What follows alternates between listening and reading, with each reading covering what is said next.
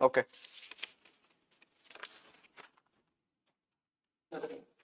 So good afternoon, everyone. Today we will discuss CSAT 2024 paper. I will giving detailed solution, and I will not be relying more on shortcuts. You can use your own shortcuts in many questions. So let's start. So our first question is question number 5.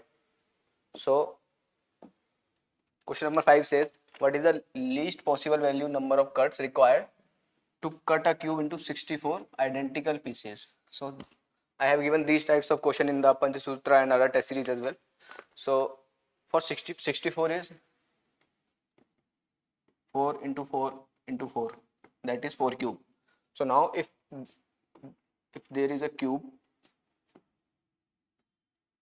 and I have given a one cut in this direction, like if this is x-axis, this is y-axis, and this is z-axis, I have given one cut in z-axis. So one cut will produce two identical pieces, and two cut will produce 3 identical pieces. So, and if I give one cut in both directions in z and x, let's say if this is the cube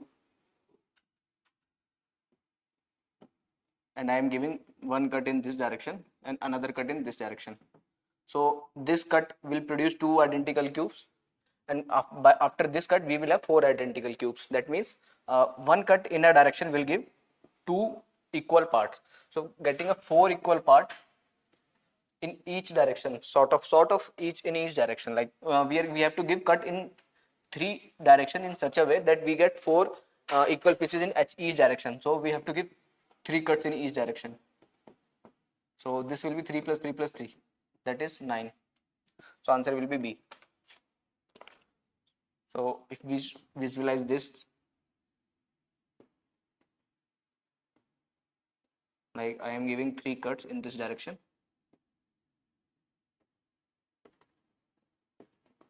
three cuts in direction,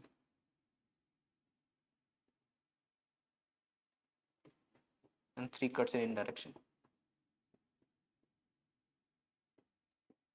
So you can visualize we will get like 4, 1, 2, 3, 4, 1, 2, 3, 4, 16 into 4, 64 pieces.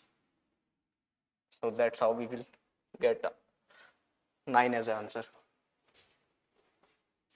So next question is,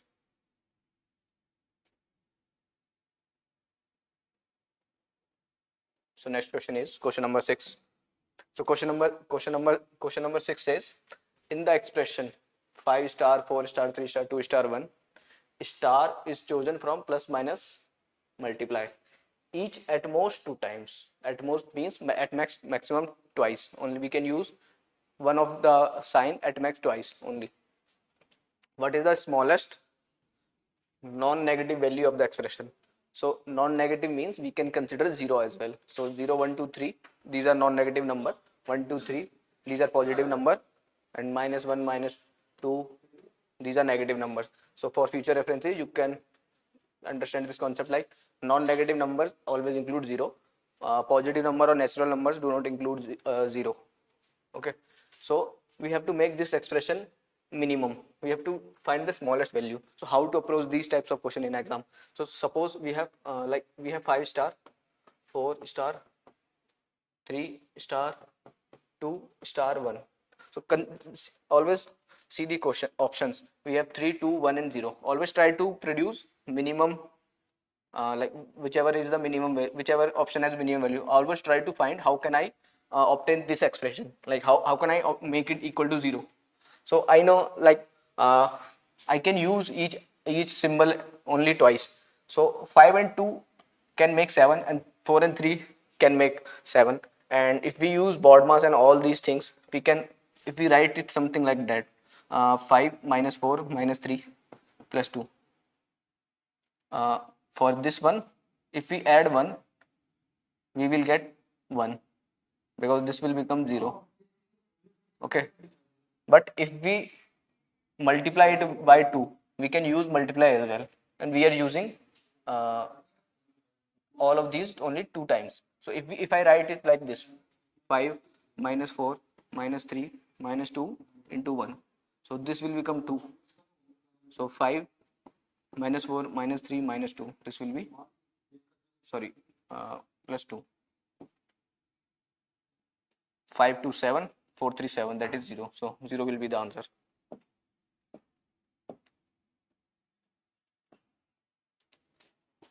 So next question is question number 7. So the question number 7 says a certain number of men can complete a piece of work in 6k days, where k is a natural number. By what percent should the number of men be increased so that work can be completed in 5k days? So you can use like if we take k as 1, so certain number of men take 6 days and another certain number of men take 5 days, and we know that number of days is inversely proportional to number of men's. So if 5 people are doing this, 6 people will be doing this. So we have to see how much increase is there, that is 20%. Or if we use simple method, like simple basic concepts, like X men doing it in 6k days. You can use earlier way as well to find the answer quickly, but let me solve it with a longer method. So let's say X men do work in 6k days, okay, and Y men do same work in 5k days. So the type of man is same, that is their efficiency is same. There is no information about their decrease or increase in efficiency, something like that. Okay, so one man will do this work in 6k into X days, okay, and one man will do 5k into Y days, okay. So you can identify ratio of X and Y from this. So X, both of these are same because efficiency is same.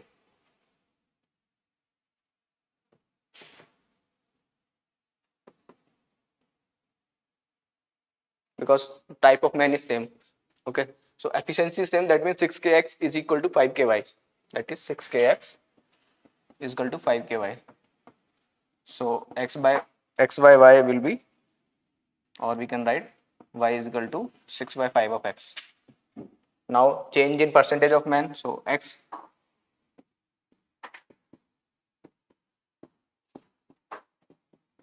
so this will be 1 by 5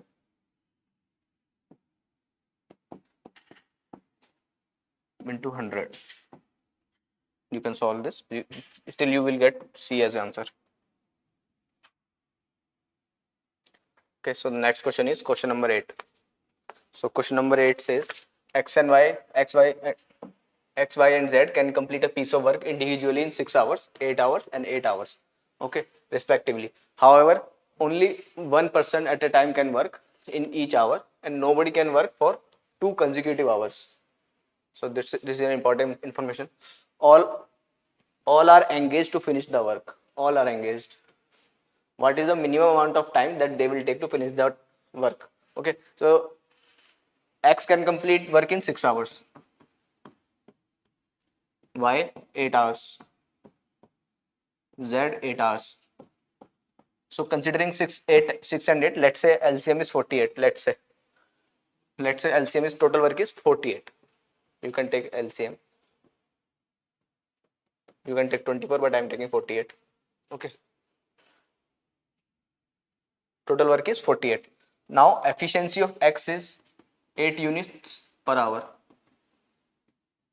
because total work is 48, and this is 6 unit per hour. This is also 6 unit per hour. Okay. So, and we know that nobody can work in 2 consecutive hours. Like if I start with X, let's say there are 2 cases. Efficiency of Y and Z is same, so it does not matter whether we took Z or Y. Okay. So case 1, let's start with X, and case 2, let's start with Y. Okay. So if first one is X, second one either will Y or Z. Let's say we are not considering Z because both have same efficiency. We can have Z in place of Y and Y in place of Z anywhere. Okay. So here first one will be X, second one will be Y, then X, then Y, then X, then Y. Okay. Y, X, Y, X, Y, X. Okay. So this one is 14 units, this one is 14 units, this one is 14 units, total is 42. Now 6 units of work is remaining.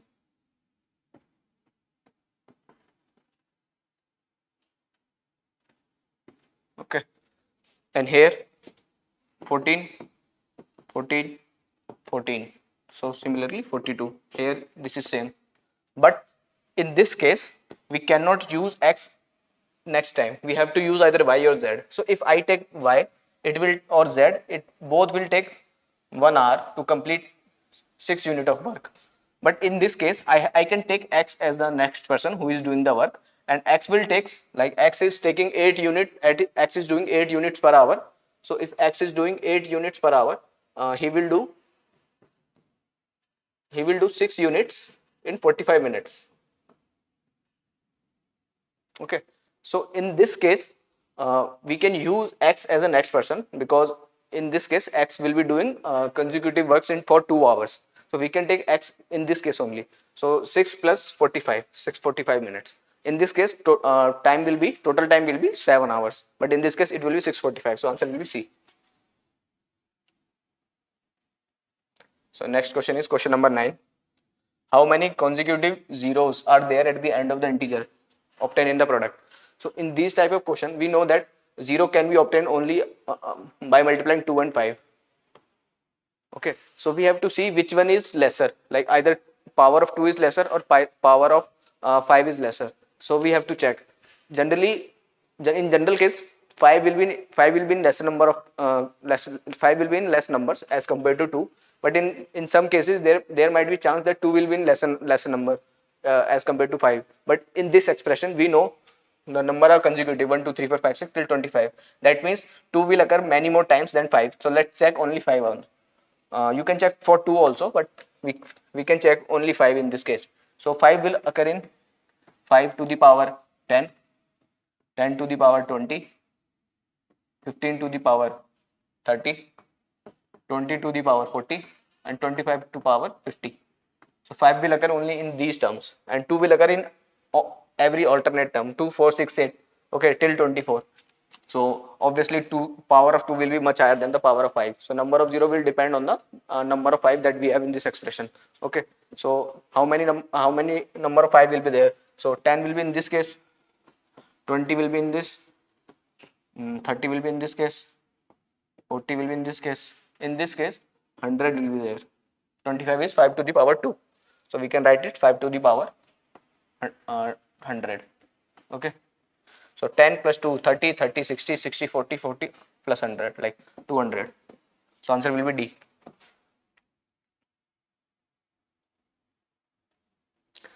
So question number 10. On January 1st, 2023, a person saved 1 rupee. On 2nd January, he saved 2 more than that on the previous day.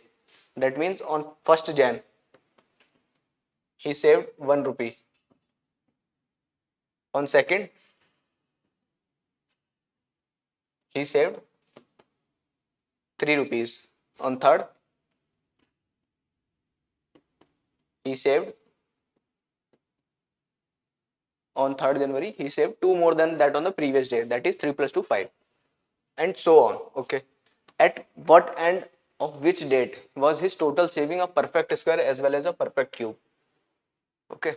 So on 1st January, he saved 1 rupee. So 1 is a perfect square and perfect cube. We can consider this as well. But this is not the option. So, and not possible is all, not possible will be incorrect. So 1 square is 1, 1 cube is 1. That is 1 is a perfect cube and perfect square. But that is not the option. So let's check another. So if you see, options are 8, 9 and 10. 7, 8, 7, 8 and 9. So let's write all these numbers. Like on 1st January it is 1, on 2nd it is 3, and then 5, and then 7, 9, 11, 13, 15, 17. So total 1, 2, 3, 4, 5, 6, 7, 8, 9 till 9. Okay. So if we see total sum, 17 plus 15 is 32. 32 plus 13, 35, 45, 45, and this 56. That means this whole will be less than 100. This is less than 100. Summation of this. Okay. You can calculate 3 plus 1, 4, 4, 9, 9, 9, 18, 18 plus 18, 36. Okay. So you know this complete is less than 100, and less than 100 only 1 and 64 are perfect cube and perfect square. Perfect cube and perfect square. Okay, only 1 and 64 are there. Like if we see cubes of the various number which are the cube of some number which are lesser than 100, like 1 is a cube of 1, then 8, then 27, then 64, and 5 cube is 125. Okay, only these are cubes which are lesser than 100, and only 64 is 64 and 1 both are perfect square and perfect cube. Perfect square and perfect cube. Okay, so we have to, 1 is not the case because option is not like this. So we have to check 64. 3 plus 1, 4, 4 plus 5, 9, 9, 9, 18, 18 plus 7, 18 plus 7 plus 11, that is 18 plus 18, 36. So 36, 1, 2, 3, 4, 5, 6. Till 6 we have 36. On 7th day we have 36 plus 13, that is 9. 3 plus 1, 4, 49, which is a perfect square but not a perfect cube. So if I add 5 also, 14, 49 plus 15, that is 954, 64. That is at the end of 8th day. At the end of 8th day, we will have 64. So question is asking at end of which date his total saving was perfect square, perfect cube. At the end, so that will be 8 January. So answer will be 8. Okay. So next question. So we can solve this by two ways. Simpler way and faster way is 2 to the power 3, 3, 3. I have given 1, 1, 1 as a factor in many of the questions in the test series, like 1, 1, 1 is equal to 37 plus into 3.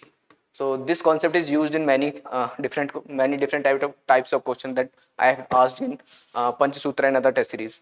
Okay, so this question is also based on that concept also. So 2 to 2 is 333 plus 333 to the power 2 to 2. So is divisible by which of the following numbers?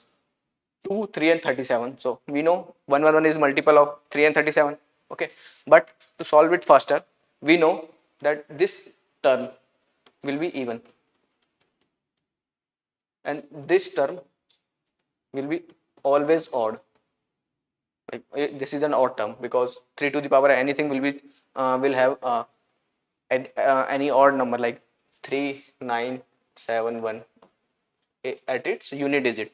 So this will be odd and this will be even, and we know that even plus odd is odd.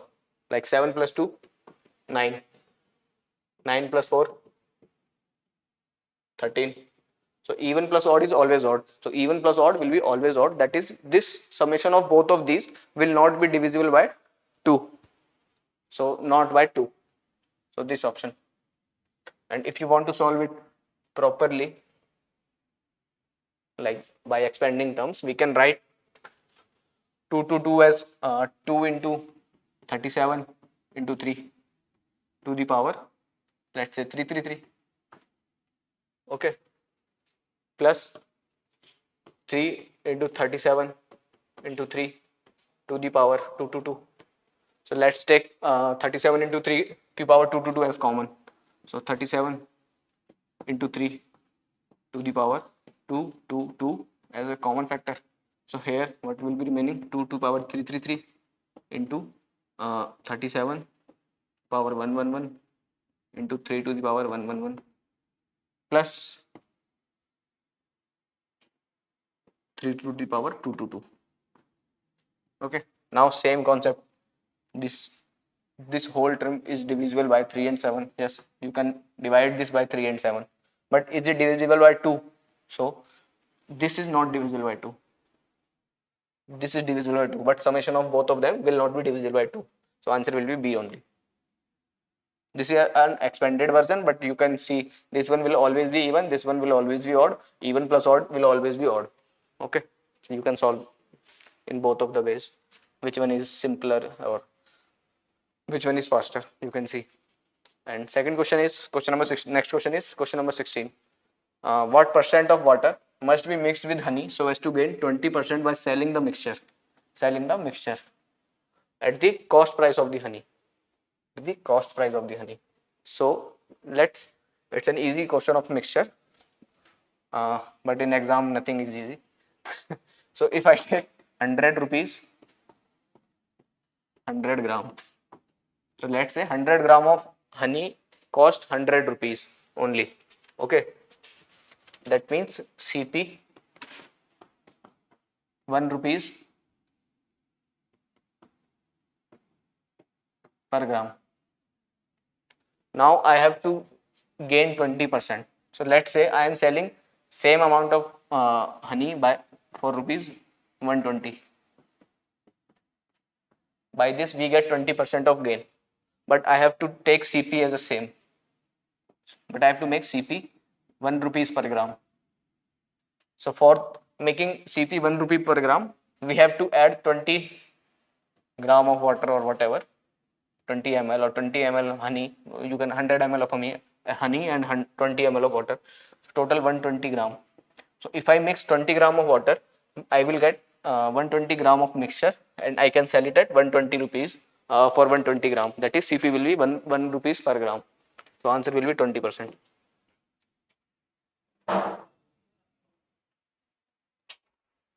So next question is question number 17. What is the rightmost digit preceding the zeros of the value 30 to the power 30? So rightmost digit preceding the zeros. So if I have a number like 7, 8, 9, 7, 6, 5, 0, 0, 0, 0. So it is asking what will be this digit. Okay. So I can write 30 to the power 30 as 3 into 10 to the power 30. And this will be 3 to the power 30 into 10 to the power 30. These are representing 30 zeros. So the rightmost digit preceding the zeros will be unit digit of this.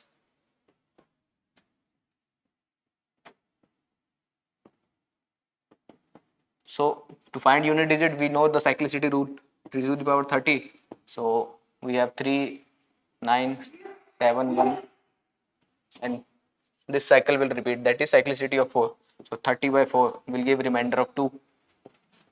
That is unit digit of 3 to the power 30 will be 9. So answer will be 9. Answer question number 17. Answer D.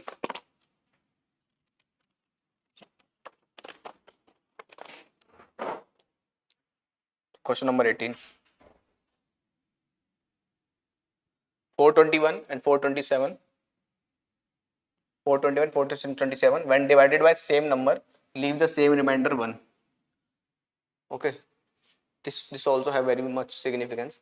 How many numbers can be used as a divisor in order to get the same remainder 1? Okay. So we know that these are leaving remainder of 1 when divided by a certain number. When divided by same number. Okay. So that means 420 and 426 are completely divisible by both of them. By like all these numbers, all of these numbers. So I can write 720 as 21 into 2 to the power 2 into 5. And I can write 426 as 2 into 3 into 7. 2 into 3 into 71. And 1 is also there. Okay. So now I have to find common divisors. Okay, that is 2, 3, 6. Both of these will divide both of these numbers. All of these will divide both of these numbers. Okay, and 1 will also divide all of these numbers. So there are total 4 common divisors which can completely divide 420 and 426. But we have to obtain remainder 1 when we divide 421 and 427. So 1 cannot be there. Okay, so we will have 3. So answer will be, I think you can check C or B, whatever it is. Question number 19. A can X contains 399 liters of petrol and a can Y contains 532 liters of diesel. They are to be bottled in a bottles of equal size, so that whole of petrol and diesel would be separately bottled. The bottle capacity in terms of liter is an integer. How many different bottle sizes are possible? That is, we have to identify what is the HCF of these, like 399 and 532. So it is 3 into 133. This is 4 into 133.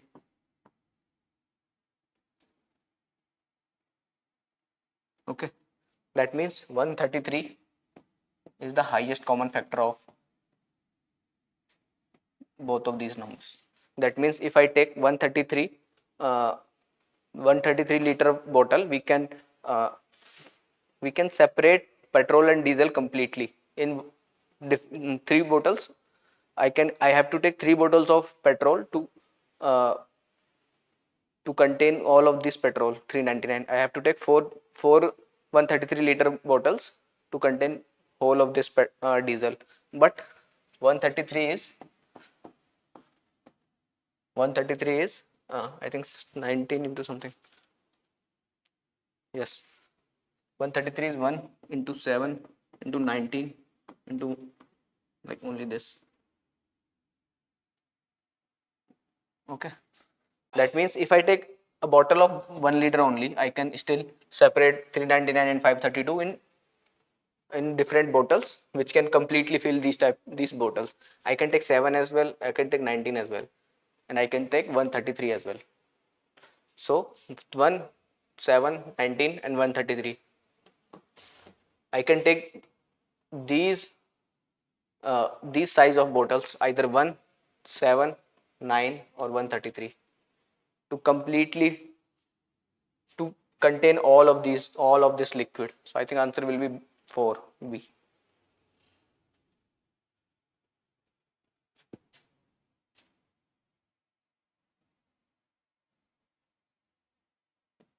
Answer will be.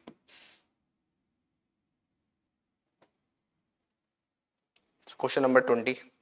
Consider the following statement in respect of the sum s plus x plus y plus z, where x, y, z are distinct prime numbers less than 100. So less than 10. So x, y, z will be 2, 3, 5 or 7. X, Y, Z will be from only these 4 numbers. So unit digit of s can be 0. So s is equal to x plus y plus z. So try to make 0. That is, maximum is 7 plus 5, 12. 12 plus 3, 15. So maximum number that I can form using 3 of these is 15. So just 5 can be the unit digit. And can I take 10? Can I make 10? That is 2. I can make 2 plus 3 plus 5, that is 10. So unit digit can also be 10, can also be 0. But can I make unit digit 9? So I have to take 3, any 3. This one will give minimum value of s, that is 10. That is, and 19 is not possible using any 3 of them. That is, we have only C as of correct option. Okay, so next question is question number 24. So it's a simple series. I think answer is C. Question number 24, answer is C. Yes. So pattern is A, B, C, D, A, B, B, C, D, A, B, C, C, D, A, B, C, D, D. So this is the pattern, that is A, C, D, C. Question number 25. 2 persons P and Q enter into a business. P puts 14,000 more than Q, but P has invested for 8 months. Q has invested for 10 months. If P share is 400 more than the Q share, is the total profit of 2,000. What is the capital contributed by P? You can either consider it as simple interest with same rate of interest, or you can consider like these are equity share problems. So money you have invested is like principal you will get will be proportional to time and the money invested. Like final money that you will get will be proportional to the money you have invested into multiply by time, or you can take it as simple interest having same rate of interest. Okay, so P, let's say it's in simple interest, so for P it is, let's say Q invested, Q amount, Q rupees, so P will be Q plus 14k. Okay, P share is 400 more than Q share out of total profit of 1200. That means P's profit is 1200 and 2000 here. Q's profit is 800. So total is 2000.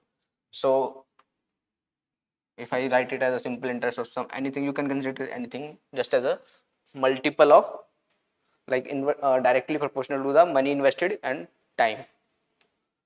That is principal into time. Okay, so if I write it as Q into time is 10 months divided by P into time is 8 months. Okay,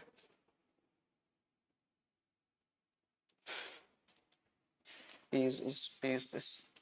This will be equal to 800 divided by 1200. Now we know the value of Q. Value of P. You can substitute this value of the P. Q in 10Q divided by 8Q plus 8 into 14k. This will be equal to 2 by 3. So you can solve this. This is 30. This is 16. So 14. I think you will get the answer. Right? A will be the answer. 30k. You will get Q as 16,000.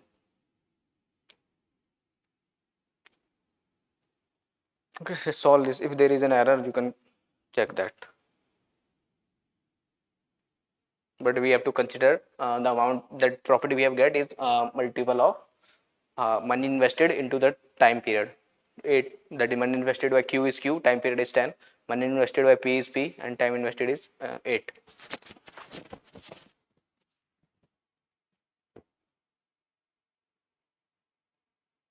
So we'll get the answer. Question number 26. P's salary is 20% lower than Q's salary, which is 20% lower than R's salary. By how much percentage is R's salary more than P's salary? So either you can use your shortcuts of percentage or etc. Let me solve it by basic concept. So P's salary is 0.8 of Q and Q is 0.8 of R.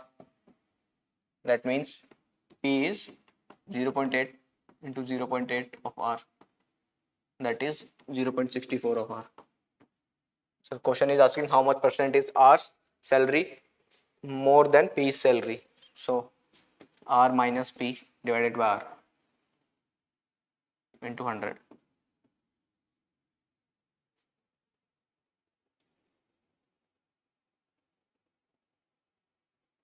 More than P's salary, sorry, this will be P. So you can solve it like this.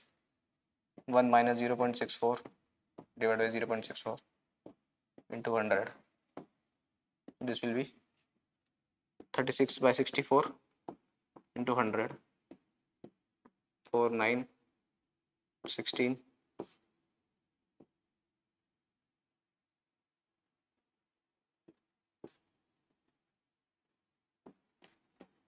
You can solve. You will get, I think B is the answer.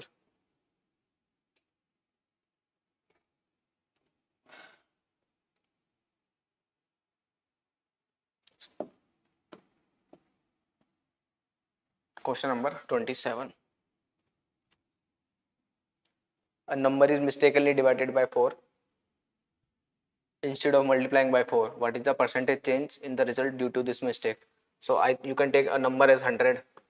So you have to identify percentage change from 25 to 100, 400. What is the percentage change in this? Or you can write simply like x minus 4x minus x by 4 divided by 4x into 100. You will get the answer. it will be, I think, 93.75. Find out the percentage change from 25 to 400. Question number 28. In an examination, 80% of students passed in English, 70% students passed in Hindi, 15% failed in both subjects. What is the percentage of students who failed in only one subject? Who failed in only one subject? Okay. So let's say total number of students are 100.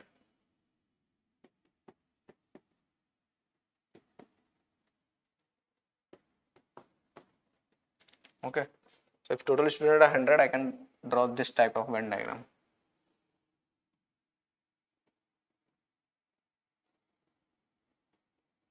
Total students are 100. Okay. Now 15% failed in both subjects. That is 15. 15 failed in both subjects. This is English. This is Hindi. 80% passed in English. That means total is 80. E is 80 and H is 70. Okay. So if I take it as X, the number of students passed in both subjects, let's say X. This will be 80 minus X and this will be 70 minus X. And total number of students are 100, 15 failed in both subjects. That means only 85 passed in one, either in one or both subjects. That is 85 is equal to 80 minus X minus X, sorry, 80 minus X plus 70 minus X.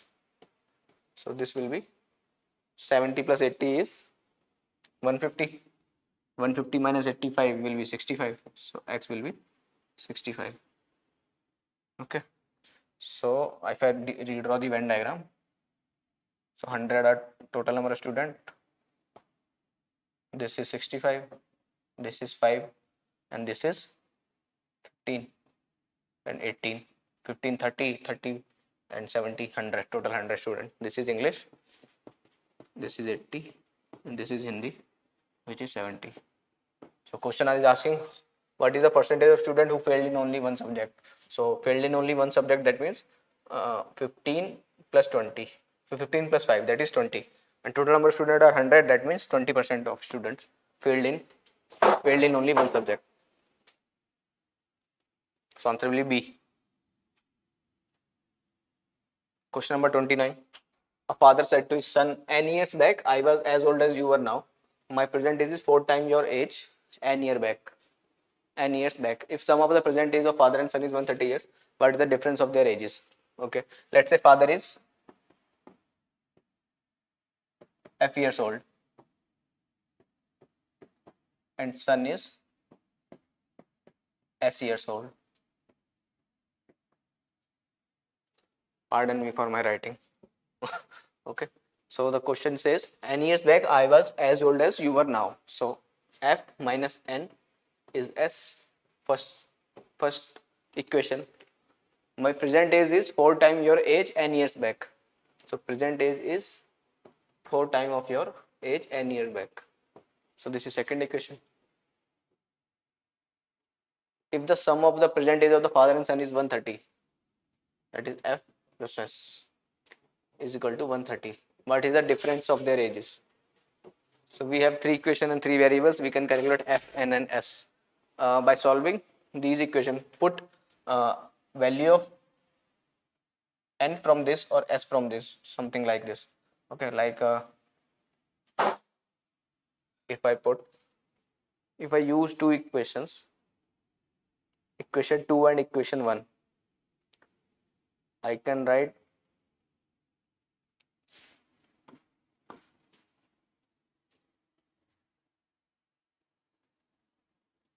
one and 2. I can write S plus N from this is equal to 4 of S minus N. Okay, so from this we get 5 and 3S.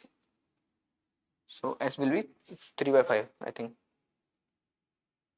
Yes, 5N is equal to 3S. So S is equal to 5 by 3 of N. Okay. and we know, and now using this and this and this, I can find S, F and N. I am not solving it completely, you can solve it at home. S will be I think 50 and S will be 50, F will be 80 and N will be 30. So difference of their ages is 30. You can check this values as well. Like if I put these in second terms, 4 of 5 minus 50 minus 30 will be 80. So answer will be A.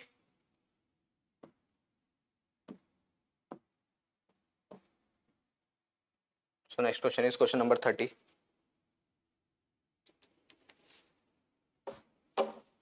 So this is a simple question. Like if you know these value, like 1 hectare, this all three are correct.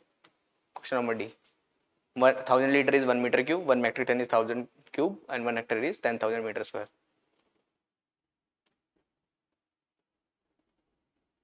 So next question is question number 35.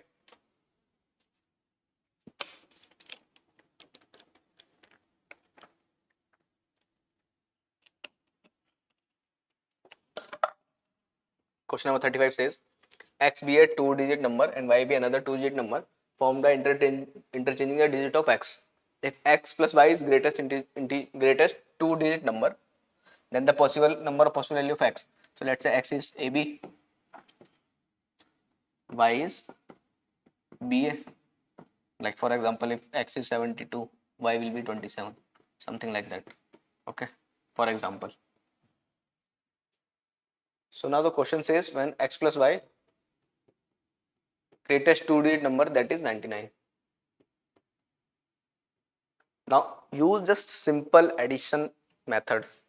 Like for example, when we add two numbers like 58 and let's say 72, so we add 8 plus 2 10, we carry 1, and then 5 plus 7 12 plus 13 130. So now if I do this same thing, AB BA, it gives me 99. That means B and A should give either 9 or 19 or 29, something like this. Okay, but we know that these are 2-digit number by, and y is obtained by interchanging the digits of x, that is BA. That means A and B cannot be 0. Okay, that means A and B can have value from 1 2 3 4 5 6 7 8 and 9. Now if A and B cannot be 0, that means we cannot form 0 and 9 as a system. That gives me 9 here. Okay, just think simply like that. And if I take 9 and 8, the maximum sum that B and A can give is 9 plus 8. Leave 99 for a moment. The maximum sum that B and A can give is 8 plus 9. 8 plus 9 is 17. That is 19. Neither 19 is possible, neither 29 is possible. So I can only get B plus A as 9 if I take B and A such that B and A plus B is actually 9 rather than 19, 29, something like this.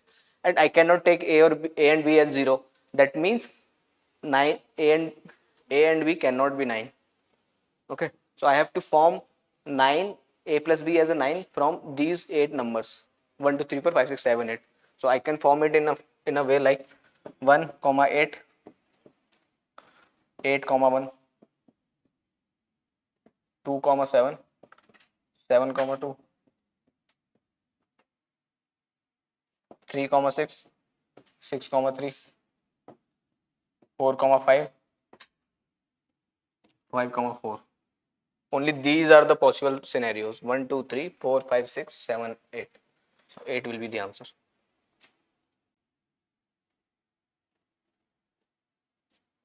So question number 36. Consider the following: weight of 6 boys, weight of 7 girls, weight of 3 men, weight of 4 women is same. If the average weight of women is 63, then what is the average weight of the boys? So 6B is equal to 4W from this. and the average weight of women is 63.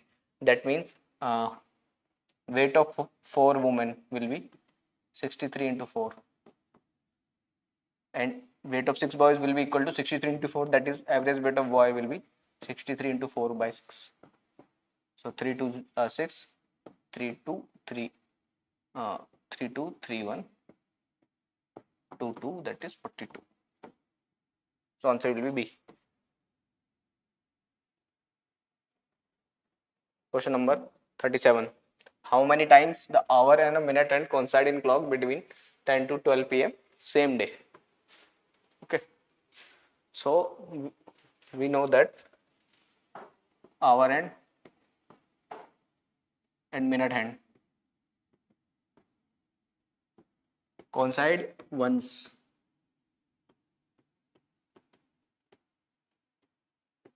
every hour. Okay. They both coincide once every hour.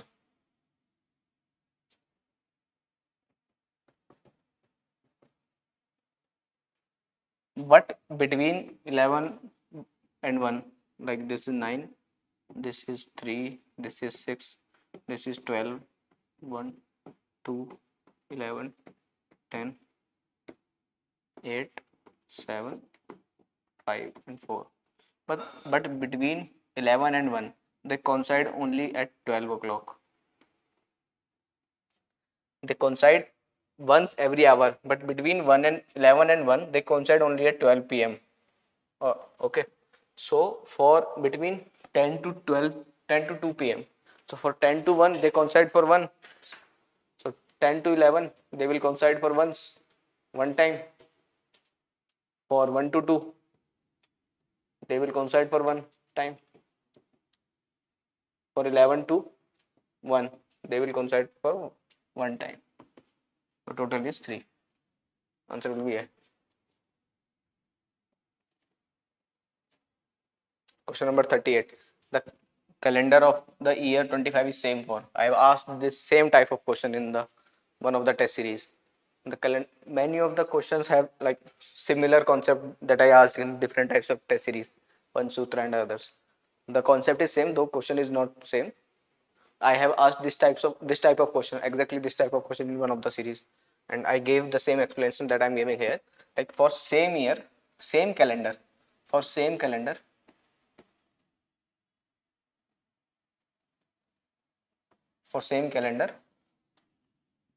year should be same.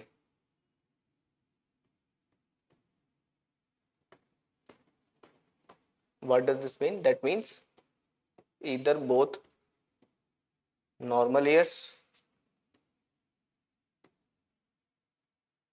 or both leap years.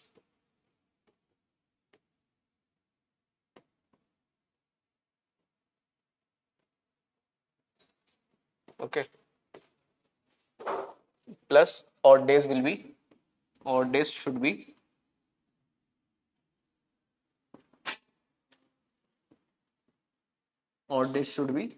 0 or multiple of 7.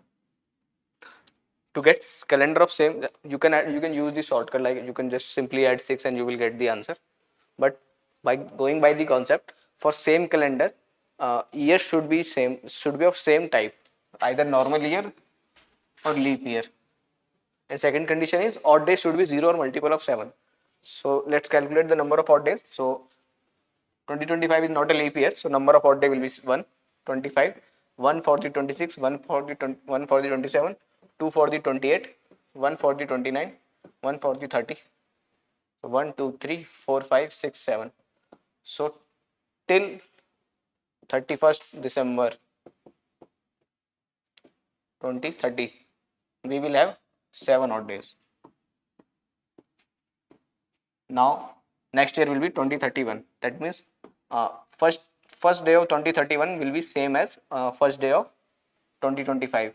But we have to check whether both of them are of same type or not. Both of them are normal years, so that is all of the days will be similar. But by chance, if this comes out to be like 32, by any chance, then it will not be both will not have the same type of calendar.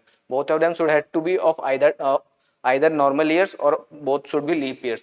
If this is 2024, if you have to identify same calendar for the 2024, you have to identify odd numbers in such a way that is 0 or 7x, but year should also be a leap year, otherwise they won't be a similar case. You can check this for 2024 as well for the practice question, like the calendar for the 2024 is same for which year, you can check this.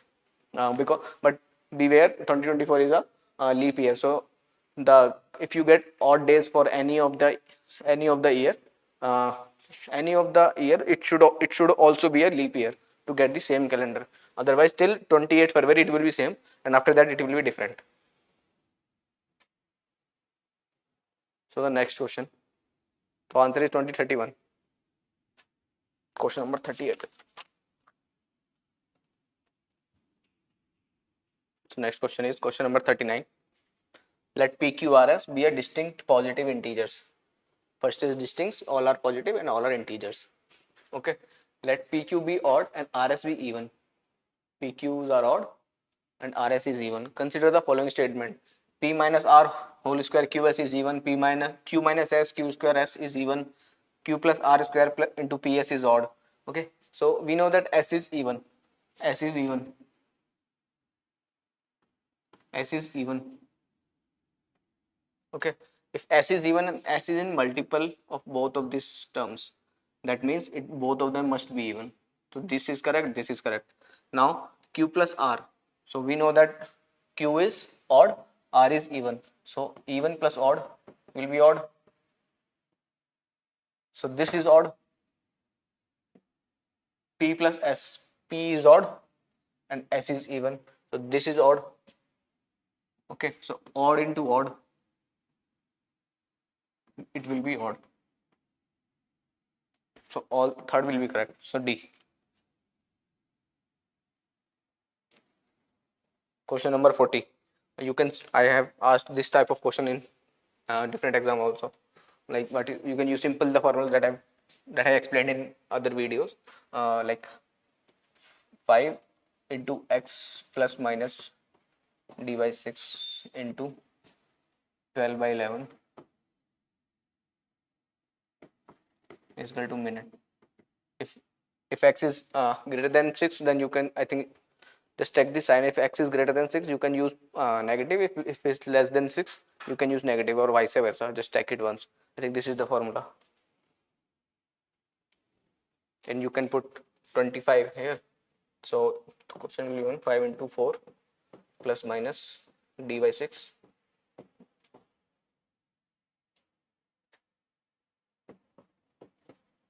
This is equal to 25 into this 11 by 12. Okay, you can solve this. We will get d is equal to 17.5. See, this is a simple formula based question. You can use your own formula that you have. Okay, answer will be C. Question number 45. Question number 45. What is the number of 5s used in numbering a 60-page book? I have asked this type of question also. Okay, if you have given test series very diligently and you have seen the solution, you will find few questions are repeated and many have similar type of theme or similar type of logic. Okay, so what is the number of 5 used in numbering 260-page book? Okay, so we know we will get 5 in 5, 15, 5, 15, 25, so on, and twice in 55 till 100. So till 100, 1 to 100, we will have 20 times, and from 101 to 200 we will have 20 times as well. And now we have to identify for 201 to 2060. So it will be in 205, 2015, 215, 225, 235, 245, 255. Okay, 265, no, not 265. Okay, so let's count these, and we also have 250, 251, 252, 253, sorry, sorry, 253, 254, 256, 257, 258 and 259. The simple count this 1, 2, 3, 4, 5, 6, 7, 8, 9, 10, 11, 12, 13, 14, 15, 16. Total 16. 16 plus 20 plus 20. Answer will be B. Question number 46. What is the sum of first 28 terms in the following sequence? So sequence is 1, 1, 2, 1, 3, 2, 1, 4, 3, 2, 1, 5, 4, 3, 2, 1, 6, 5, 4, 3, 2, 1, 7, 6, 5, 4, 3, 2. So total first 28 terms. So 1, 2, 3, 4, 5, 6, 7, 8, 9, 10. 1, 2, 3, 4, 5, 15. 1, 2, 3, 4, 5, 6, 21 and 7, 28. Okay, so summation of all this will be 84. Paper is comparatively easier than last year, but not necessarily easier. So you can see you have to prepare all type of question and all type of like themes and all. So question, a person wise 3 articles PQ. Few questions are easy like the last one. Like last one was very easy. A person wise 3 articles PQ and R for rupees 330. So that means P plus Q plus R is equal to 33. 30. P cost 25 times more than R. So P is 1.25 of R. Okay. R cost 20% more than Q. So R is 1.2 of Q. What is the cost price of P? Okay. Either you can solve this or just simply use the option. If you can solve it, you can put value of R in terms of P. So P plus P will be Q will be like P divided by 1.25 into 1.2 plus R, and R will be P divided by 1.25 is equal to 33330. So you can either solve this, which will be very complex and time taking method. Just simply see the options. So the options are 1000, 1200, 1250, 1350. Using this is harder in exam, but always try to read options before solving the question. There are many times that you will get the answer just after seeing the question. Options. Okay. So now if P is 1.25 of R, that means if I take it as 1000, if P is 1000, then R has to be less than 1000 and Q is less than R, that means Q will be also less than 1000. So overall it will not be equal to 33,030. Okay, so this is incorrect. Similarly, you can check this also, because this is lesser than this. If I check this, if this is incorrect, then this will also be incorrect. So if P is 1250, okay. So if P is 1250, you can calculate value of R. R will be 1000. Okay. If P is 1250, both are divisible. R will be 1000. Q will be less than 1000.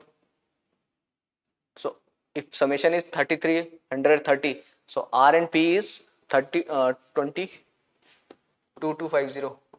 So Q has to be greater than 1000 to make it equal to 3330. 3330.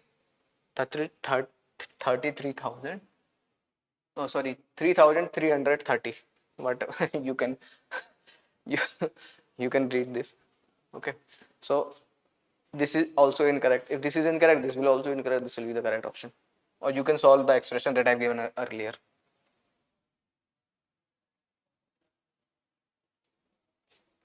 So question number 48. If the sum of 2-digit number A and B is a 3-digit number IC, where letter A, B, C, D and E denote distinct digits. Okay. Then the value of A.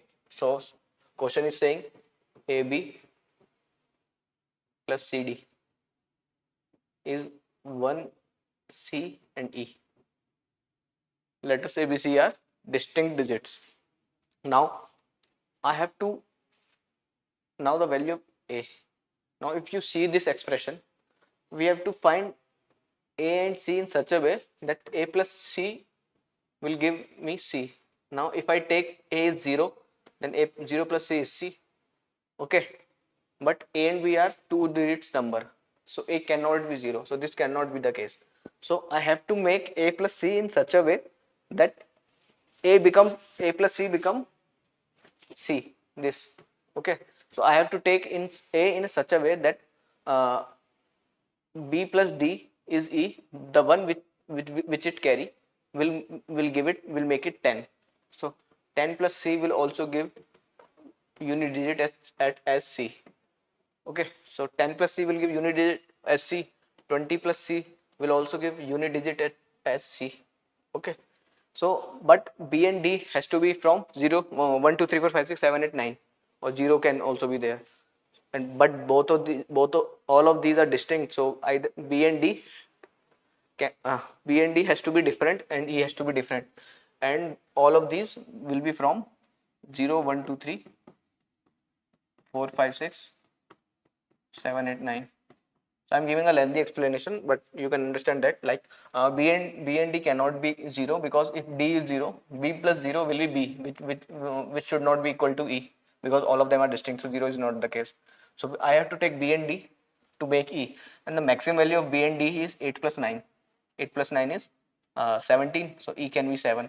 That is, one will always be carried over here. Okay, now if 1 is carried over here, if I take A as 9, then I will get 10 plus C. If I take A as 8, okay, if I take A as 8, I will get 9 plus C, which will not be equal to 9. Okay, so I have to take A in such a way that it will give me C. So only when A is 9, like 9B, CD, 1 CE. So B and D should be such a way that 1 is carried over here and C is, and this will be 10, 10 plus C will be C. So A has to be 9. If C has to be there, A has to be 9. Question number 49. 3 numbers x, y, z are selected from set of first 7 natural numbers. First 7 natural numbers 1, 2, 3, 4, 5, 6, 7. Such that x to y, x greater than 2y greater than 3z. How many distinct triplets x, y, z are possible? So x is greater than 2y and which is greater than 3z. Okay, so I have to take x as a maximum possible number. So if I take x is equal to 7, so if I take x is equal to 7, then yz can be 1, 2, 3, 4, 5, 6, 7. Y cannot be 7, 6, 5, and y cannot even be 4. So y cannot be 4. Y has to be 3, 2, 1. Okay, because of this expression. And if I see z, if y is 1, 2, 3, either 1, 2 or 3. Okay, y cannot be 4, because in that case 2y will be 8 and x will be 7, which is not possible. Okay, if I take y is equal to 1, 2 or 3, now in these cases z will be, now if I take z is equal to 1, okay, if I take z as 1, this will be 6 will be, in this case 2y, 6 greater than 3. And if I take z is equal to 2, this will be 6 greater than 6, which is not possible. If I take z is equal to, if I take z is equal to 3, it will be 6 greater than 9, which is not possible. That means there is a one case that y is 3 and z is 1. Okay, if I take y as 2, then z has to be 1. If I take z is equal to 2, this will be 4 greater than 6, which is not possible. So 1 here also. If I take y is equal to 1, then it is not possible, because it will be 2 greater than 3. So another case is 2, 1. So there are two cases in this case. Similarly, check for x is equal to 6. Then yz will be, I think only one case will be there, that is 2 and 1. Okay, if x is 6, then y cannot be 3. Okay, y cannot be 3. And if I take y is equal to y is equal to 2, then this is 2 to 4, and that will be 1. So I think there is one case for this and one case for this, x is equal to 5, and after that there will be no more cases. Okay, only these three cases will satisfy. So I think it will be in both the cases 2 and 1 will satisfy. Okay, so triplets will be 7 3 1, 7 2 1, 6 2 1, and 5 2 1. Total 4 triplets.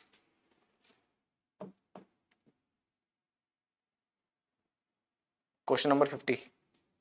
The total cost of 4 oranges. The total cost of 4 oranges. 6 mangoes, 8 apples equal to twice of the total cost of 1 orange, 2 mango, and 5 apples. So just simple formation. 4o plus 6m plus 8a is equal to twice of 1o plus 2m plus 5m, and you can solve. If you can solve this, we will get o plus m is equal to a. So this is 2 1 4 2 3, no sorry, 5 to 10, 4 1 2, and you will get this expression on solving this. Yes, o plus m.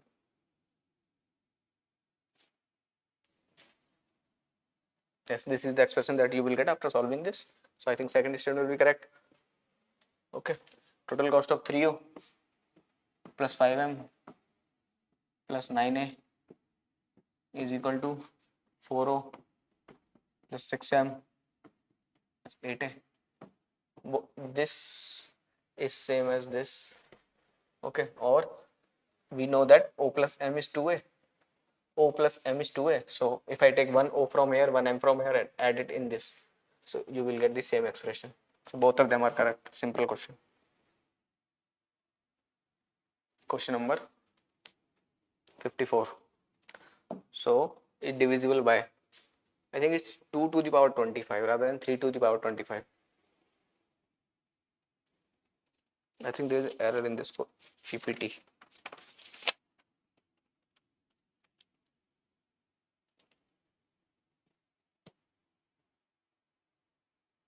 I think this is 30. This is 32.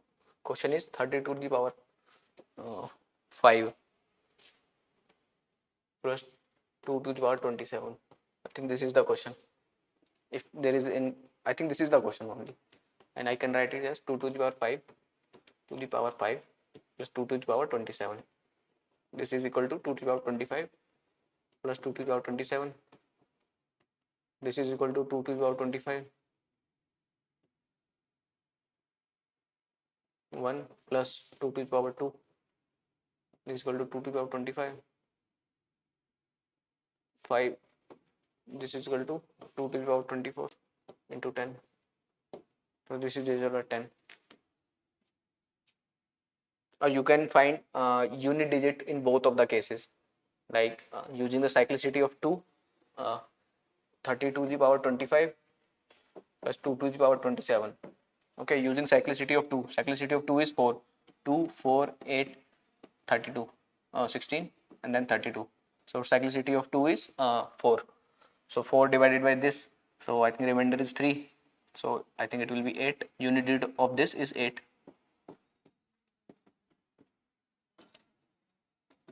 And unit digit of this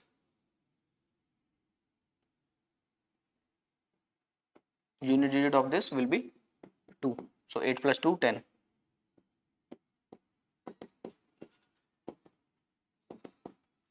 Okay. So unit digit of this is 2, unit digit of this is 8. So 8 plus 2, 10. So it is divided by 10. Or you can use this.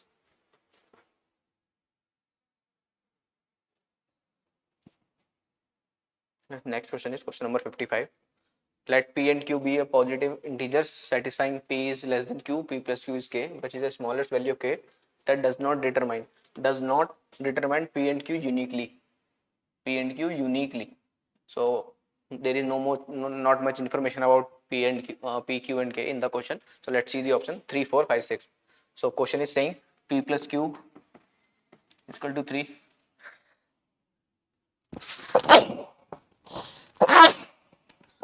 Sorry.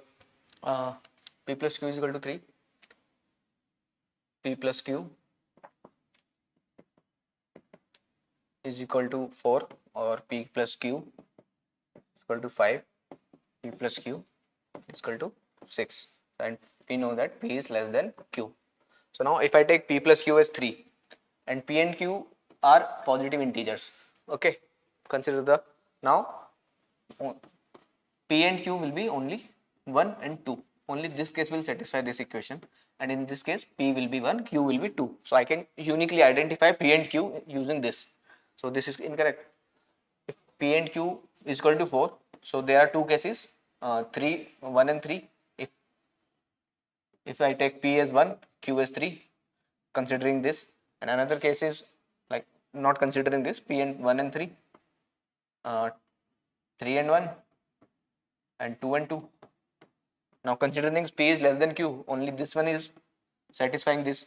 That means this one is not following these two equations.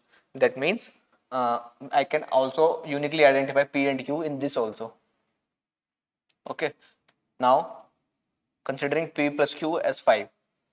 Now this will be possible only 1, 4, 4, 1, 2, 3, and 3, 2. Only these cases, and P and Q is less than P is less than Q. So P is less than Q only this one and this one. These two will satisfy, but I cannot say which one is correct. Like P is either 1 or 2. If P is 1, then Q will be 4. If P is 2, Q will be 3. But I cannot uniquely identify or determine P and Q uniquely. Like the question saying the smallest value of K that does not determine P and Q uniquely.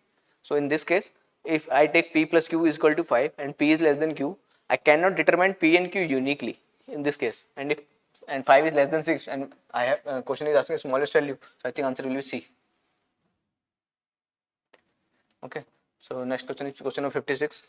A person walks 100 meters straight from his house, turns left and walks 100 meters again, and again turns left and walks 30 meters, 300 meters, and then turns right and walk 100 meters to reach his office. In which direction he walk initially from his house if his office is exactly northeast direction? So just do it simply, like if this is northwest, east, north, south, east, west. Okay, let's say he started walking in north direction. So he walks straight from his house. This is his house, and he walks straight for 100 meters. Then turns left and walk again 100 meters. Okay, and then turns left, again turns left and walk 300 meters. That means 100 plus 200. This is 100, this is 200. Okay. Yes. And then again, then turns right, that is right in this direction, and walk 100 meters. And reached his office, that is this is his office. In which direction does he walk initially from his house? So if he walks initially in this direction, north direction, then he will be in this distance, total distance will be 200. 100 plus 100, 200. So this will be northeast, southwest direction. But question is saying if his office is exactly northeast direction, that means it is opposite of this. That means if he started moving in southern direction, just rotate it 180 degree or 360, whatever you said, just rotate it like this, opposite direction. Okay, so now if he started with south, he will be walking 100 meters, then turns left, then this 100, then this 100, 200, then 100, turns right and 100, and here is his office.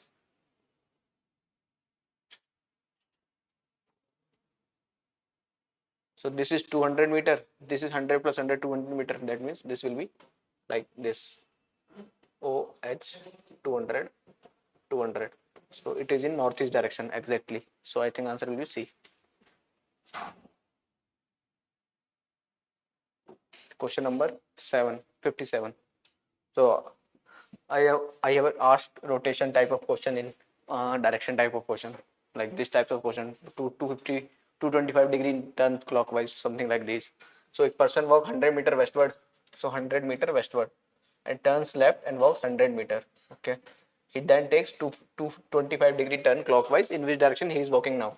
So if this is north, south, east, west, now he is walking in westward direction. Okay, for 100 meter, turns left, so this is 100. So now his direction is this, he is walking in this direction. He rotate 225 degree clockwise direction, 225 degree. So this is 180, if he rotates is 180, then 45 degree, 180 plus 45, this is 180, this is 180, and this is 45. 180 plus 45 is 225. That means he will be walking in this direction, northeast, D.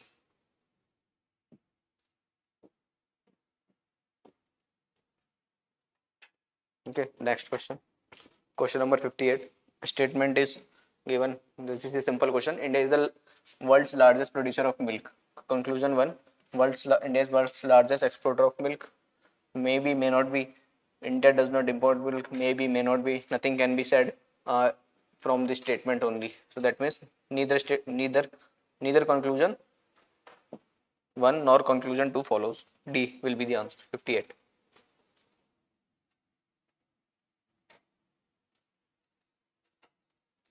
So next question will be 59. So the question is followed by two statement. Consider the following question statement. What are the values of m and n where m and n are natural numbers? Okay, that means 1, 2, 3, 4, 5, 6.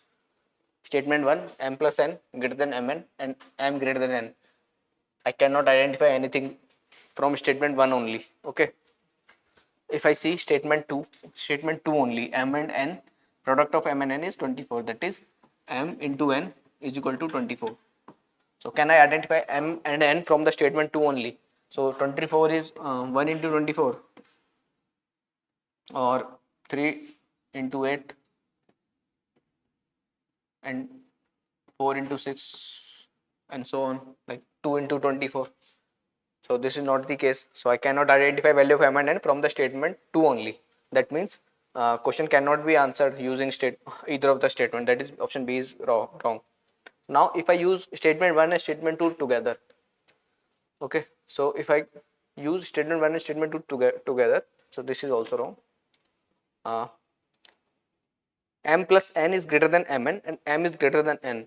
M plus n greater than mn will only happen when one of them is 24 and another one is 1. So 24 plus 1 24, which is greater than 24 into 1. In any other case, this will not be possible. Okay, so we know m is greater than n.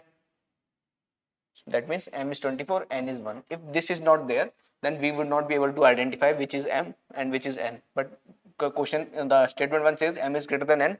That means m is 24, n is 1. So we can identify question by using both of the statement.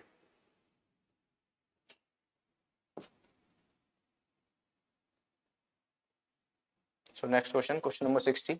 A question is given followed by two statement 1 and 2. Consider following statement. What is the time required to download the software? Size of the software is 12 megabytes. We cannot give an answer using statement 1 only. And statement 2, transfer rate is 2.4 kilobytes per second. Transfer rate, I cannot give answer regarding this.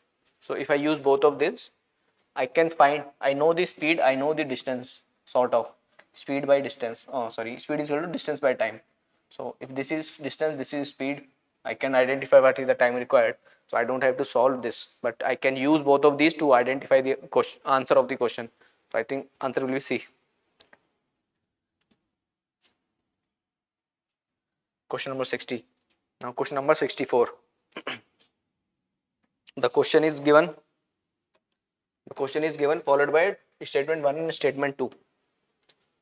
Consider the following statement, question and statement. What are the unique values of x and y where x and y are distinct natural numbers?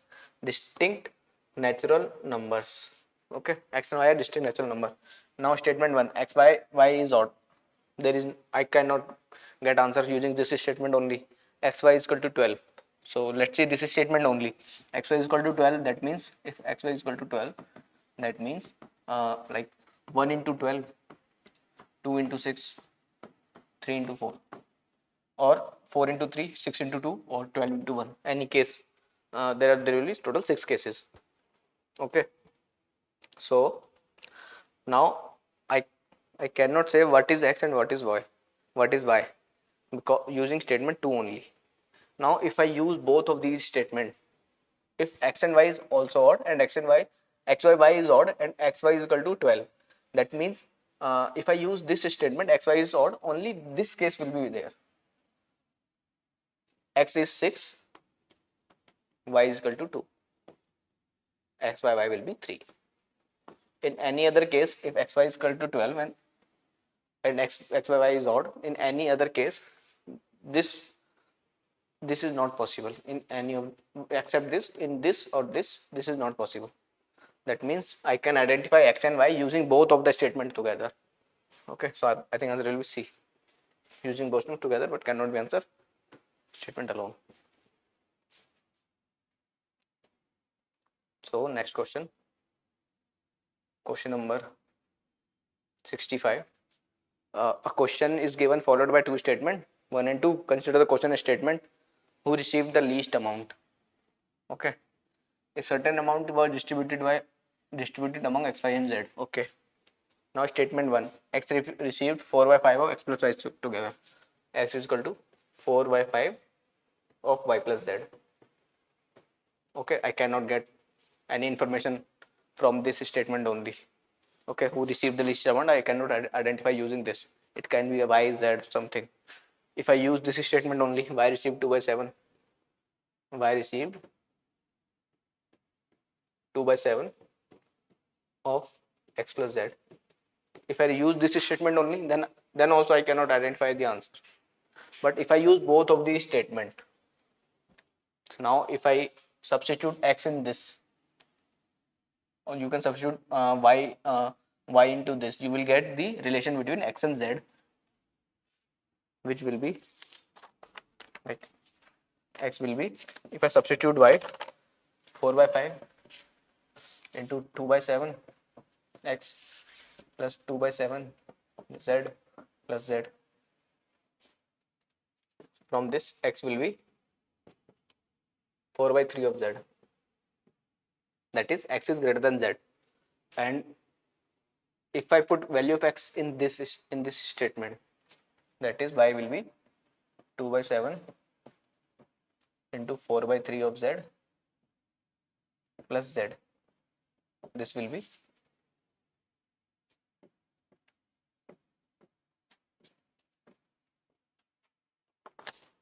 now x is greater than z from this and y is less than z. So I know who received the least amount, that is y. So question can be answered using both of statements together. Next question is question number 66. Question is followed by two statements. So question is, if the average marks of class is 60, then what is the number of students? So total marks of all students will be 60 into, let's say, total number of students are x. Highest marks in the class are 70 and lowest marks are 50. So 70 plus 50 is 120. So if I use this statement alone, then I do not get any information about the number of students. There might be multiple cases for this. Now statement 2, exclusion of highest and lowest marks of the class do not change the average. So if I take this, then this statement 2 only, even then I will not be able to answer the question. So if I use both of the statement, let's say, so 70 plus 50 is 120 plus sigma remaining, that is summation of marks of all the remaining students divided by total number of students, and average is 60. So and using this statement, if I write exclusion of highest and lowest marks, that is 1750, do not change the average, that is remaining by x minus 2 will be 60. Now there are two equations, okay, but if I substitute this in this, I will not get any information about the x. It will cut each other, like they will cancel each other. Okay, so if I put this in remainder by x minus 2 is equal to 60 in this equation, so I will get like 120 plus remaining, if this is visible, 120 plus sigma r by x is equal to sigma remaining divided by x minus 2. So cross multiplication, 120 x minus 240 plus sigma r into x minus 2 sigma r, this is equal to sigma rx. So this will cut each other and I will get 120x minus 240 is equal to 2 sigma r. So there is no absolutely no information about this x. So I think answer will be D. Question cannot be answered even by using both of the statements together. Or you can check if you can get the answer, but I don't think you will get the answer because values are not changing.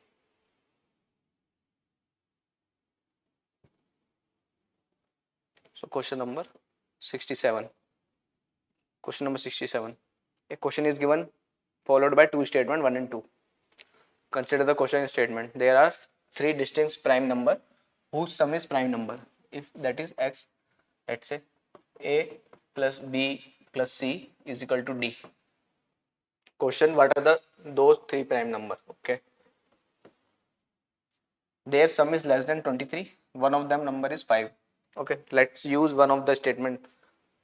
Let's say I use statement 2. One of the number is 5 because I think it will be easier to check using statement 2. If I check is using statement 2, that is a b c and d all are prime numbers. Okay, there will be different cases. So 11 5 3 is equal to 19. This will satisfy if I use statement 2 alone. 5 7 11, this will be 23. This will also satisfy. 5 11 13, this will be 37. This will also satisfy. So I cannot identify what are those numbers using statement 2 alone. Now let's see if we can get this by using statement 1 alone. Okay. Now sum is less than 23. Sum is less than 23. Okay. So what are the prime numbers which are less than 23? So 2 3 5 7 11 13 17 19. Now sum is less than 23 and there are three different prime numbers whose sum is also prime number. So let's take ABC as a minimum. 2 3 and 5 all are distinct. So 2 3 and 5, 5 3 8 9 10. So D is 10. For if I take A is 2 3 and 5, ABC is 2 3 5, this will be 10, which is less than 23 but which is not a prime number. Okay, so that means summation of these three numbers should be greater than 10. Okay, so now greater than 10 prime numbers, 11 13 17 19. Okay, so if I have to choose A B C in such a way that D is less than 23, then D has to be 11 13 17 or 19. Okay, I am using only statement 1, not statement 2. Okay, let's try to make 11. Can we make 11 using any of the three numbers? So if I take 7 3 10 and this will be 12. So I cannot make 11 using 3 of the prime numbers. Can I make 13 using 3 of the prime numbers? So if I take 7 5 3 7 5 15, this will be 15. 7 plus 5 plus 3, 7 plus 3 plus 2 will be 12. So this is not possible.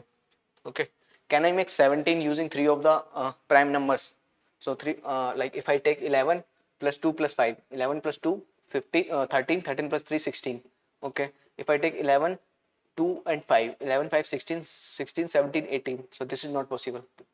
Okay, can I make 19 using 3 of the prime numbers? So if I take 11, 2 and 11, 5 and 2, 11, 5, 15, 16, 16, 17, 18, 11, 5, 3, 11, 5 and 3, 5, 3, 8, 11 plus 8, 19. So I can make 19. So there will be only one case. If I take 3, 5 and 11, I will get their summation as 19, which is less than 23. If I use only statement 1, this I did not use any statement 2. I just formed different cases using this information and this information. I will get this answer. So I can use only statement 1 to get the answer. Okay, but it might depend upon UPSC. 5 is there. If I use both of the statements, I will also get the answer. If one of the number is 5 and their summation is less than 23, I will get this answer also, only this answer. But I think we can solve this by using statement 1 only. So I think answer will be statement 1 only. A. Question number 68. So a question is given followed by 2 statements, 1 and 2. Consider the following statements. Is x plus y an integer? Okay, x plus y an integer. 2x plus 2y is an integer. X plus 2y is an integer. If I use this statement alone or this statement alone, I will not get the answer. But if I use both of these statements together, I will get 2x plus y an integer and x plus 2y as an integer. Now, if I use both of these terms, we cannot have y or x as a fraction. There has to be an integer number. If I take both of these statements together and considering the fact that x and y are distinct. If x and y are distinct and I use these 2 statements together, I will get that I can say that x and y has to be integer.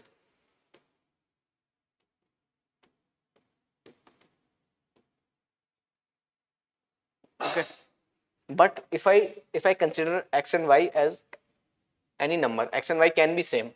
X and y can be same. Now if I take x, let's take example, x is equal to 5 by 3, y is equal to 5 by 3. So now 2x plus y will be 10 by 3 plus 5 by 3, that is 15 by 3, that is 5. So 2x plus y will be an integer. X plus 2y, x plus 2y, if x plus 2y will be same, 15 by 13, that is 5, which will also an integer, but x and y will not be an integer. So if I take x and y as a distinct number, then I have to take x and y as an integer. But if I can take x and y as same, then I will not get this as an integer. So I think answer will be C. But it depends upon, I think it depends upon the UPSC. There is no particular answer for this question. But I think they are considering x and y as a different integer because they did not write it specifically. But I think they are considering x and y as an distinct integers. So in that case, I think answer will be the C. But it depends upon the UPSC what they are considering. If I can take x and y as same, then it will not be an integer. Not necessarily that it will be an integer. Okay, but I think answer will be the C. Considering all the cases and possible scenarios, I think answer will be C, but cannot be said specifically. Now this question: a person buys 3 article P, Q, R for rupees 50. The price of the article Q is 16, which is the least. Now this question is also little vague. Like person buy P plus Q, R for 50. And Q is 16. That means P plus Q, P plus R is equal to 34. Now question do not say that their price are integers. Okay, if their price are integer, if I consider that value of P, Q and R is integer, and if I use this statement only, P is not more than that of R. P is not more than that of R, that is P is less than equal to R. If I use this statement only, and PQR as integers, then only one case is possible, that is P is equal to R if I consider both of them as integer. Okay, both of them as integer, that is only one case is possible. P plus P is equal to R, and if P is equal to R, that is P and R will be 17. Similarly, if I consider this statement only, R is not more than P, R is less than equal to P, in that case also I can say if P, Q and R are integers, then R has to be equal to P for this, for making this P plus R is equal to 34. But question do not specifically say by using, if I consider P, Q, R as different like distinct like integer number, integers P, Q, R are if I consider P, Q and R as integer, I can answer using either of the statement alone. Okay, I can answer the either of the statement alone, B. But if I do not consider P, Q and R as integer, as question do not, or question also do not say it specifically, I have to use both of the statements. P is less than equal to R, R is less than equal to P, that is only one case will be possible, R is equal to P. And if R is equal to P, P is equal to 17, R is equal to 17. Okay, in that case, I have to use both of the statement to get the answer. Okay, so it depends upon the UPSC, but I think C will be the answer, because considering the statement 1 and statement 2, the way they are framed, these two statements shows that we have to consider P and Q as maybe integer, might not, maybe integer or may not be integer, because if we use if we do not consider PQR as integer, these two statements together will give this condition, P is equal to R. Okay, then we will get the answer. So I think answer will be the C most probably, but maybe distant possibility, but I think answer will be the C. We have to use both of the equations, because the way they form statement 1 and statement 2, they wanted us to use this thing to get the answer. So next question is question number 70. Question number 70. Question is followed by two statements 1 and 2. Consider the following question statements: P, Q, R and S appeared in a test. Has P scored more marks than Q? The sum of marks of P and Q is equal to sum of P plus Q is equal to R plus S. Sum of the marks scored by P and S is more than sum of the marks scored by Q and R. Okay, if I use this equation only, I will not get the answer. If I use this statement only, even then I will not get the answer. If I use both of the statement together, so A is wrong, B is wrong. If I use both of the statements together and substitute value of R or P in these equations, I will get the following sort of.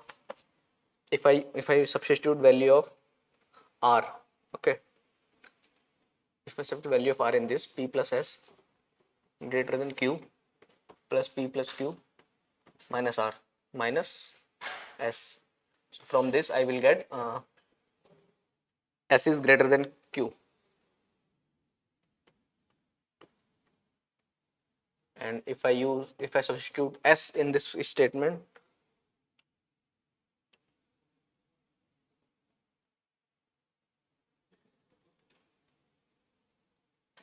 P plus P plus Q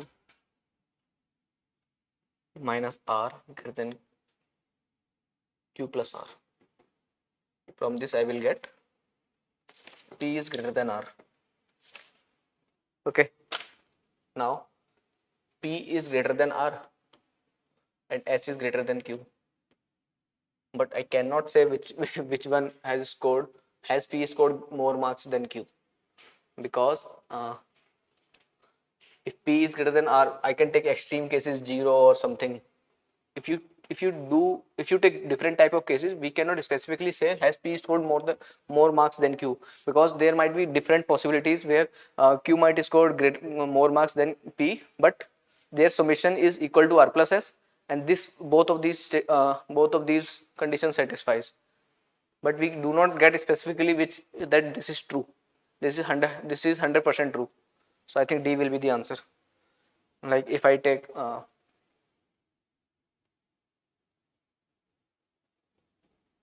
if I take P as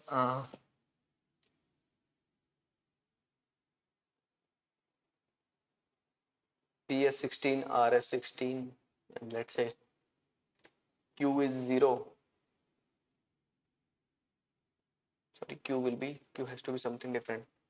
Consider different cases. I have to take different examples. Just take extreme cases, like put one of them as 0 and other as different like term. Like if I take 0 and if I take it as like 16, if I take it as 8 and 8. Okay, so now P plus S is 16 plus 18, which is greater than 0 plus 8. Okay, in this case P is scored greater than Q. If I take this as 8 8 and this as 0 16, okay, so P plus S will be 8, sorry,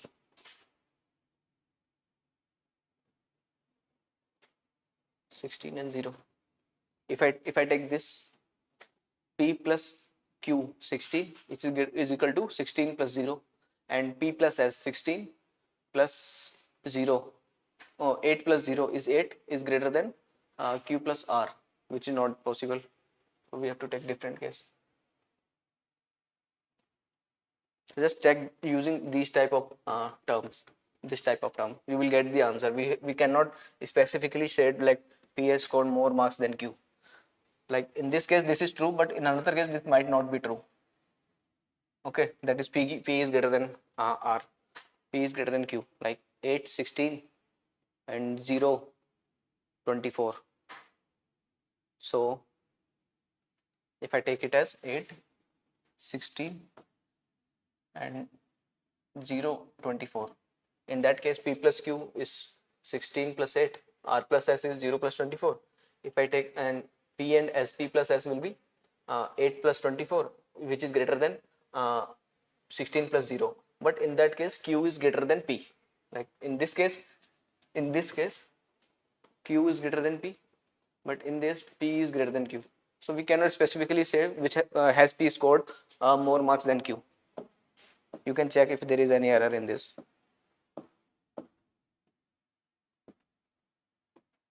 So question number 73. So in this question is given to, followed by statement 1 and 2. Age of each of P and Q is less than 100 years but more than 10 years. So P and Q, age of P and Q is less than 100 but greater than 10. If you interchange the digits of P, that represent the age of Q. So if P is AB, then Q is BA. Now the question is, what is the difference of their ages? Okay, that is P minus Q mod. Like if not mod, if you do not understand mod, like either P minus Q or Q minus P. What is the difference of their ages? So if I consider statement 1 only, P is greater than Q, I do not get any information. The sum of their ages is 11 by 16 times their difference. If I consider statement 2 alone, sum of their ages is 11 by 6 times their difference. Let's say there will be two cases. Case 1, P greater than Q, and case 2, Q greater than P. Okay, so in this P plus Q is equal to 11 by 6 of P minus Q, and in this P plus Q is equal to 11 by 6 of Q minus P. Okay, solving this we will get P by Q will be either 17 by 5 or 5 by 17. That means age of either P or Q has to be multiple of 17. So let's consider, let's say considering the first case, this case.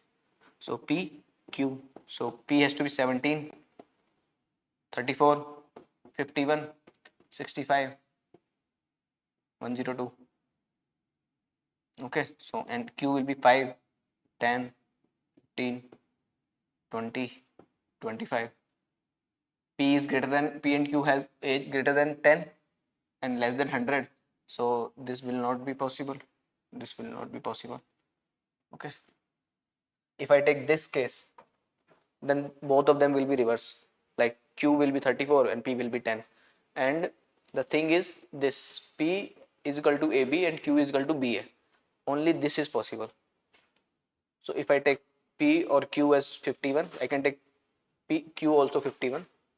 So if p or q is 51, other will be 15, and this, using this statement only, I have to give the difference of their ages. Okay, so if difference of their ages will be 6 and 36, the difference of their ages will be 36. If p is 15, q will be 51. Okay, I don't have to use this. So question can be answered using one statement alone, cannot be answered using the other statement alone. Question number 74. A main statement followed by 4 statement PQRS. Choose the ordered pair of the statements where first statement implies the second. First statement implies the second, and the two statements are logically consistent with the main statement. So two questions are logically consistent with the main statement. So the main statement is Pradeep become either director or producer. So if we consider the option SP, S and P and R and Q. S and P, R and Q. So SP says if I take S and P, S then P, first S then P. I have asked this type of question in the one of the paper of the exam of the Panchsutra, I think. Okay, so you can check these type of questions also. So if I take S, Pradeep is not a producer. Okay, and second statement is P, Pradeep is a director. So if S implies P, and both of them are consistent with the main statement, this is true. Pradeep is not a director, Pradeep is a director. First statement implies the second statement and both of them are consistent. The second is R and Q. Pradeep is not a director, Pradeep is a producer. If Pradeep is not a director, Pradeep will be a producer, and it is consistent with the main statement also. So I think so answer will be the C. Both of them, both SP and RQ are if I take SP and RQ, first implies the second, and both of them are consistent with the main statement. Question number 75. So if A plus B means A minus B means A multiplied by B, then what is the value of 10? So let's write this 10 plus 30. So plus is minus, 10 minus 30, minus is multiply 100, and multiply is divided by 50, plus is minus 25. So using the board mass, so 5, 2, 10 minus 60 minus 25. So this will be plus, I think minus is divide. So just solve this, you will get the answer. I think minus 25 is the answer. You just have to separate these. Okay, let's solve this. I think there is an error in this here. Answer will be D, minus 25. And this, I think this will become plus. I think this is divide. And this will become plus then. Just recheck the question from the question paper. I think answer will be D.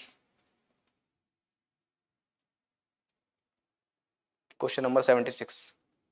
P means greater than, Q means less than. So if R means not greater than, so 2x, S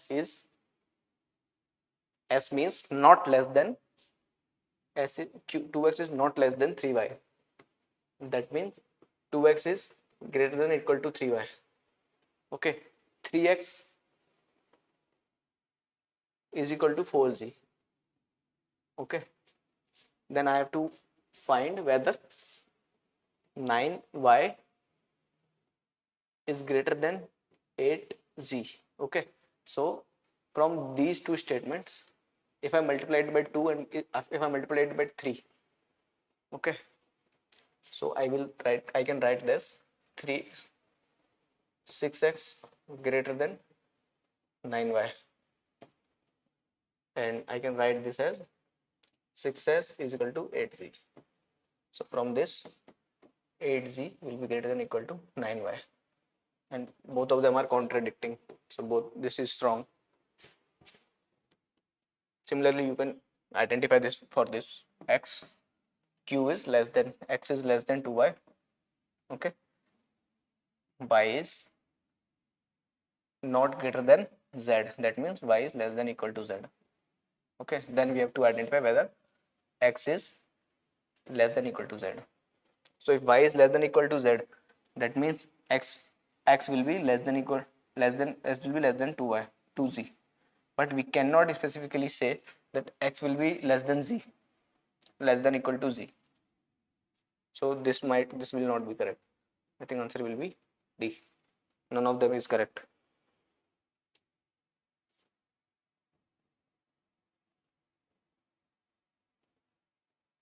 So question number 77. In a certain code, ABCD is written as 24. EFGH is written as 1680. IJKL will be written as, so ABCD 1 into 2 into 3 into 4 is equal to 24. EFGH is equal to 5, 6, 7, 8. So 5, 6, 30 into 56. This will be 0, 8, 16, 1680.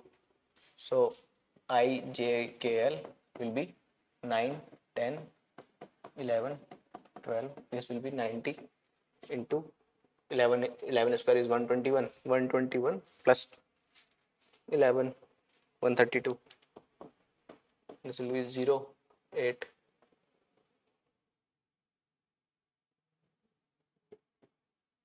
A will be the answer. Question number 78. A certain code POT is written as top, trap, apart, arena will be written as, so simply it is simple, ARENA will be written as A, just reverse this, AANERA, ANERA. C. Question number 78. What will come in the place star in sequence? So there are multiple pattern in this. Like if I write this as 11, this is 25. I think this will be 45, and then if I write this difference is 6. No, sorry, it's not 6. This is 9 plus 5, 13, and this will be 20. Sorry, 14, 20, and so on. Now difference of difference is 6. If I add this 6, this will be 26, and this will be 71. Okay, if this is 71, 45 plus 71, you can write. Okay, 84 plus 71, I think answer will be 155. And second pattern is difference of difference, or 3 is equal to 1 cube plus 1 square plus 1, 3. 14 is equal to 2 cube plus 2 square plus 2 to the power 1. 39 is equal to 3 cube plus 3 square plus 3 to the power 1. 84 is equal to 4, and then I have to write 5 cube plus 5 square plus 5, which will be 155. And another pattern is 3 is 1 cube plus 2. 14 is similar to this. 14 is equal to 2 cube plus 6. 39 is equal to 3 cube plus 9, 10, 11, 12. 84 is 4 cube plus 20. So 4, 6, 8, 10. So next will be 5 cube plus 30. That is 125 plus 30, 155. So you can use any of the pattern, which one clicks in the exam. So last question, question number 80. In some code, P, Q, R, S, T are represent numbers 4, 5, 10, 11, 15, which is not known which letter represent which number. If QS is 2S and T plus R plus S plus 3, then what is the value of P plus R minus T? So I have asked these types of question in the test series also. So Q minus S is equal to 2S.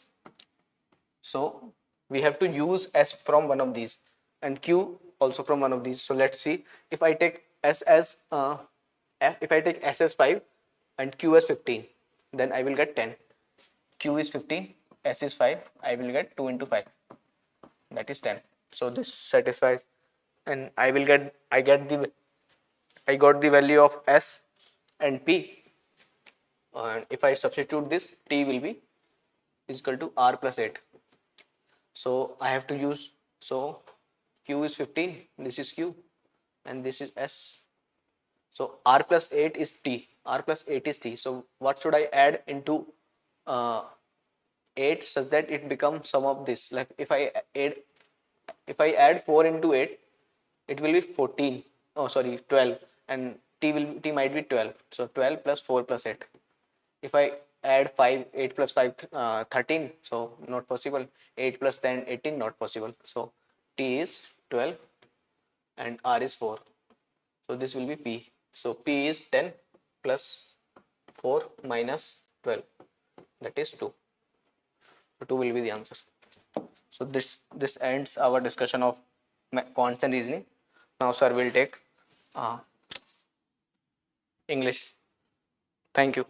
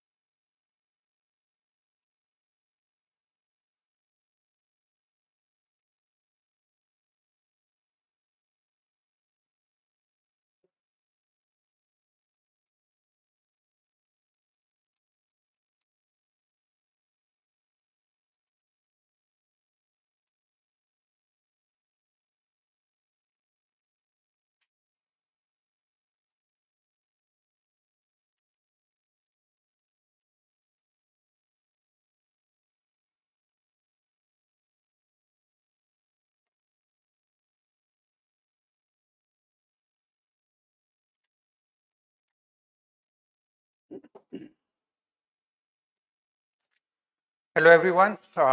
We have already seen the discussion for quant and reasoning part. So far now we are going to discuss the reading comprehension part. So we have already held our prelims ki panchayat for CSAT. We have already seen the discussions for GS paper 1. Now let us begin today about regarding the reading comprehension part for the CSAT question paper. CSE Prelims 2024, right? So as I have already said that in the prelims ki panchayat that most of the passages were simple, doable, easy to comprehend, and perhaps only in one reading most of you will be able to reach the right and correct answer, right? So let us now begin the discussion, and yes. The first passage is about the food wastage.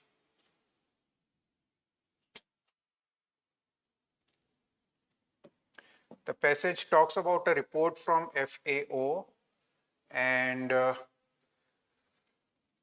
says 1/3 of the food produced for human consumption is lost or wasted globally, and this is not only wasted in the supply chains or in the tertiary sector, rather right from the field up until it reaches the end consumer. Throughout the process, cumulatively, we lose almost 1/3 of our food. Now, that 1/3 of the food is wasted is not only a wastage of food, but also results in land degradation, deforestation, unsustainable agriculture, excessive groundwater extraction, etc. Moreover, whatever the energy there was spent on that food that was produced, we also lose that energy. It says about 3.5 billion tons of carbon dioxide every year. Right, now that waste food also leads to harmful emissions of gases into the atmosphere, right? So the passage is very easy. There is no difficulty in understanding this passage. Now let us see the questions. What is the most logical and rational inferences? Right, so first, the current models of food distribution are solely responsible. Incorrect. Second, land productivity is adversely affected by the prevailing trend of food loss and wastage. Land productivity is adversely affected, correct, because of the excessive use of pesticides and groundwater extraction and what we all call that thing, fertilizers, right? Yes, the land productivity is also adversely affected. Third, reduction in the loss and wastage of food results in lesser carbon footprint. See, reduction in the loss, lesser carbon footprint. So this statement is correct. Post-harvest technologies to prevent or reduce the loss and wastage of food are not available. This is extreme. Though they are available, but not used efficiently. Right? So only statement 2 and 3 are correct. Hence the right answer is option B. Right? Understood? Next is assumption.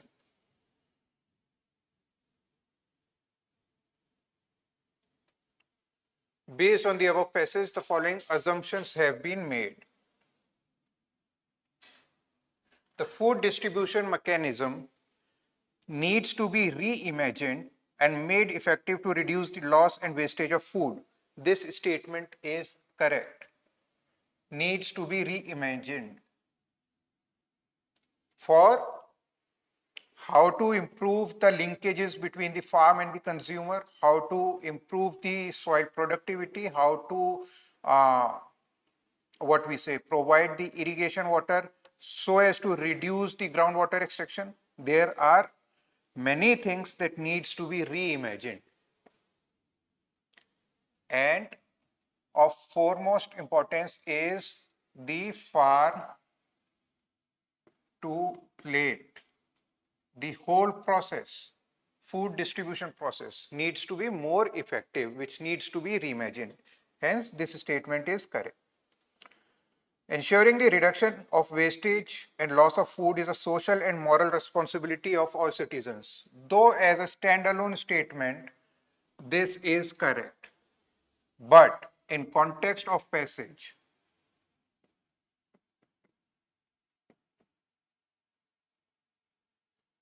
seems to be incorrect. The passage is not at all talking about the moral and social responsibilities of the individual. Hence, this statement is not the assumption that we can make, right? The right answer is option A, one only. Next what we have? Yes, the inflation.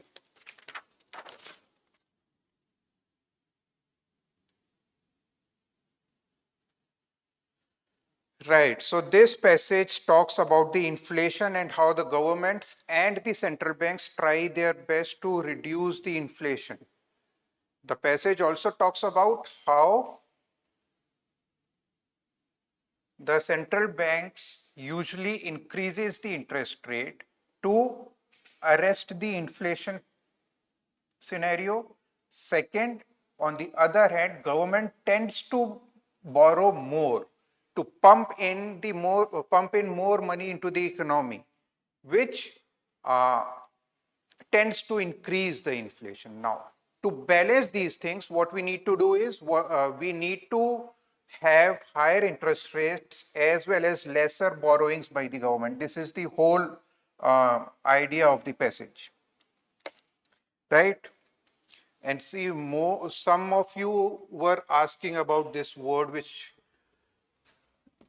yes, monetary unmooring. Monetary unmooring means the feeling of insecurity or the feeling of confusion, right?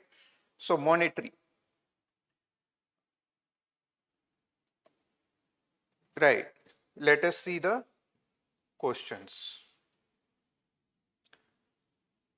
Most logical and rational inference, right? First one, central banks cannot bring down inflation without budgetary backing. Central banks, higher interest rates, budgetary backing, lower borrowings, right? So this statement is correct. The effects of monetary policy depend on the fiscal policies pursued by the government. So both these statements convey the similar meanings, right? So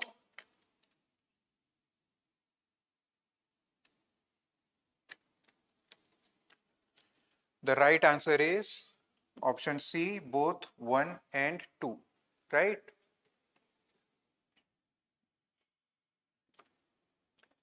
Next question.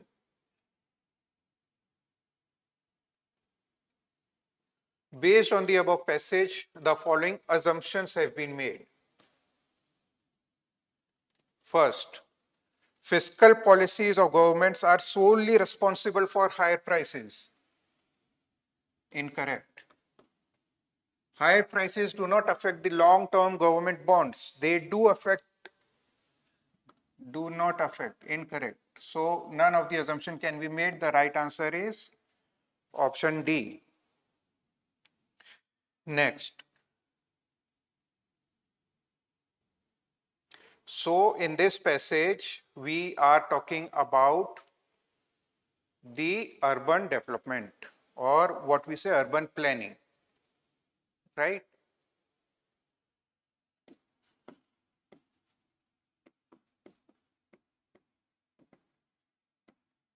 And they have mentioned the name of New York, London, and Paris.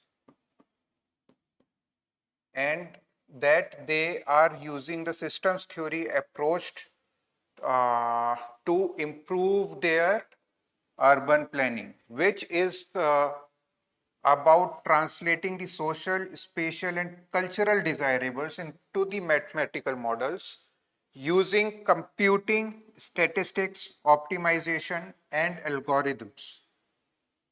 Right, so this is what they are talking about, the urban planning in the Western countries and specific these cities, that the 3 cities they have mentioned.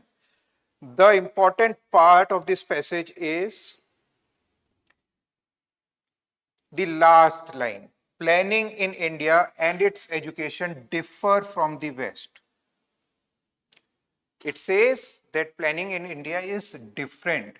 It does not say whether it is good or bad. It does not say whether it lacks the capabilities of those cities.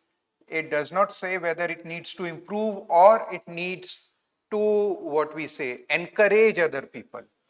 So it just differs according to passage. Now, what we have is the inferences that we can make from this passage. Which one of the following is the rational inference? First, curriculum for urban planning courses should have diverse and interdisciplinary approach. Yes, that we have already seen when they were discussing about the urban planning in the Western cities, London and New York. Diverse approach means it takes into the social, spatial, and cultural desirables into the consideration and use the mathematical models. Correct? Now, let us see the other statements also. In India, city administration is under bureaucracy, which lacks formal training. Passage is not talking about this thing. In India, the management of urban areas is a local affair with a chronic problem of insufficient fund. Local affair, insufficient fund. Passage is not talking about insufficient funds. Next, with high density of population and widespread poverty in our urban areas, planned development in them is very difficult. They have not criticized the planned development in India, whether it lacks or it is better than anybody else. They are not mentioning this thing. They are just saying that it differs, right? So this statement is also inappropriate. The right answer is option A. Next.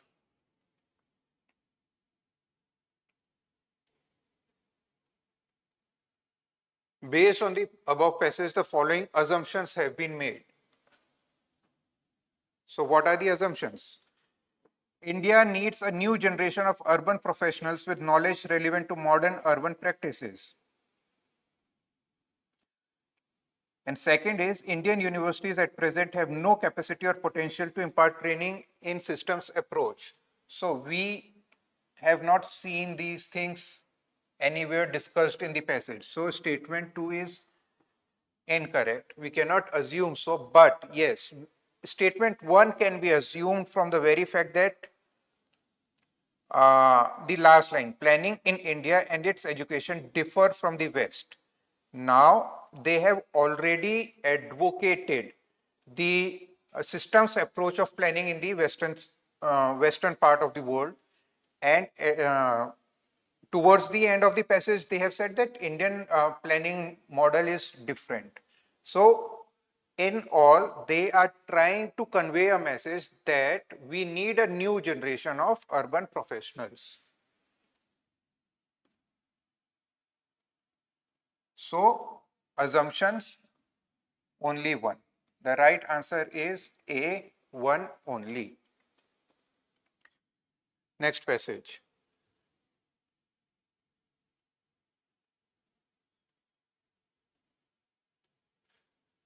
Yes, internet commands some kind of audience.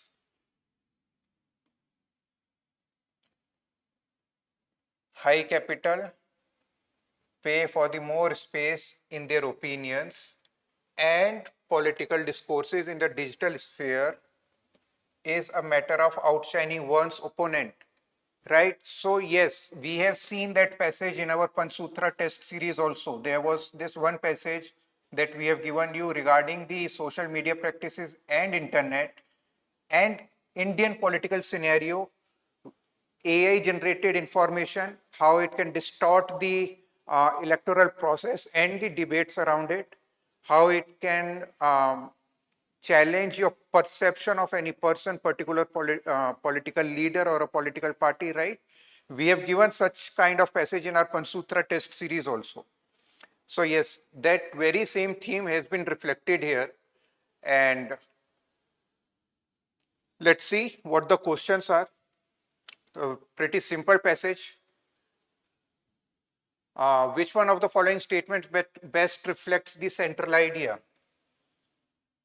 Now, what is the central idea? First, constructed as a marketplace of views, social media ensures instant access to information. They are not talking about this point. Incorrect.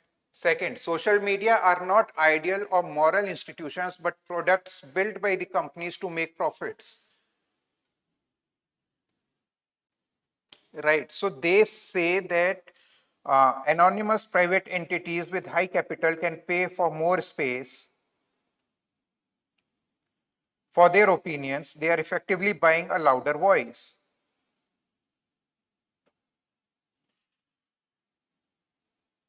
Right. So this very statement is conveying the same message. Statement C, social media have been created to strengthen democracies. Social media is just a tool. Its basic function is to transmit and spread the information. There is no check on the information. The persons with the high capital will get more ears, will get more voices, will be heard more, right? So this passage is actually talking about the, what we say, they do not strengthen democracies, rather the political party or a political leader with higher capital will be heard more. It is not about how efficient or public perceives about it. So this statement is also incorrect. Last one is, in today's world, social media are inevitable for well-informed social life. Though correct, but this is not what is conveyed by the passage. So the right answer is option B.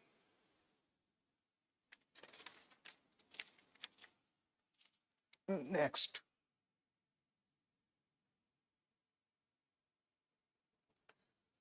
Based on the above passage, the following assumptions have been made. Internet is not inclusive enough, right? Because the people with higher capital will be heard more, will be at the advantageous position. Second, internet can adversely affect the quality of politics in a country. This is also correct. So both the statements are correct, and the answer would be C, both 1 and 2.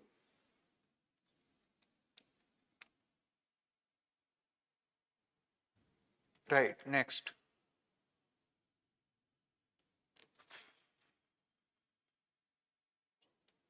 Yes, so this passage is about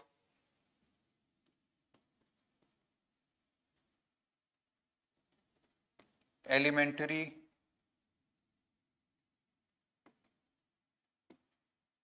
education.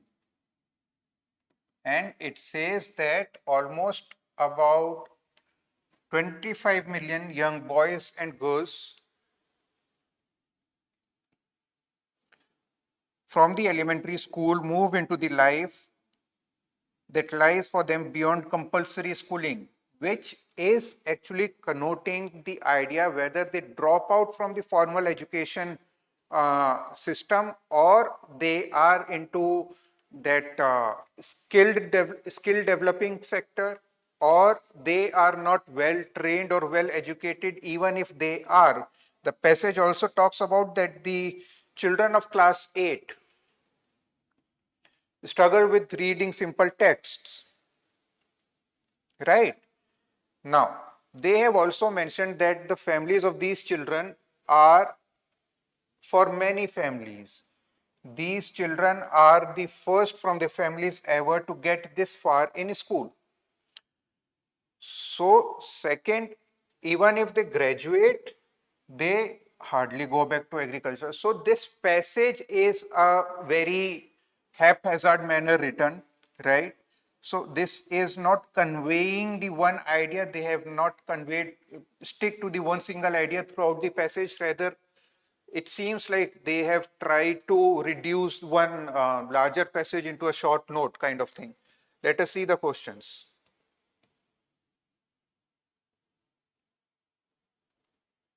Based on the above passage, the following assumptions have been made. What are the assumptions? For effective school education, parents have a greater role. Not clearly conveyed by the passage. Right.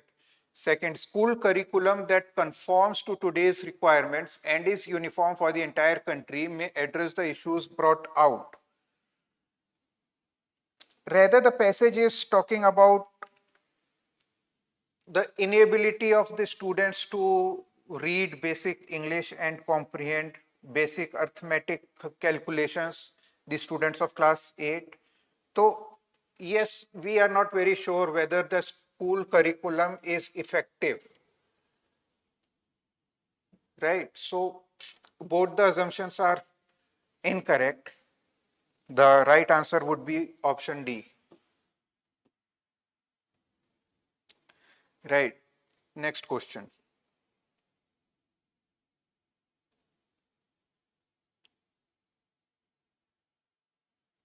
Central idea.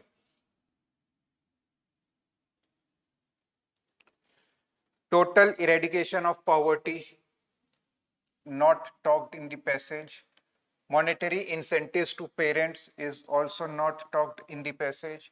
Public policy should ensure, let us see, that competencies and achievements of young people are aligned with their expectations.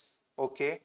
Next is India is not going to take advantage of the demographic dividend unless some school pass outs go back to the agriculture. Go back to the agriculture and school pass outs. So even if you are a school dropout, you can go back to the agriculture. Even if you have completed just your elementary and secondary education, you can still go back. Third, even if you are a school pass out, your academic competencies can help as a skilled labor. You can be a valuable individual in the workforce in other sectors also. So yes, this statement is also inappropriate. The right answer would be option C, right? Next.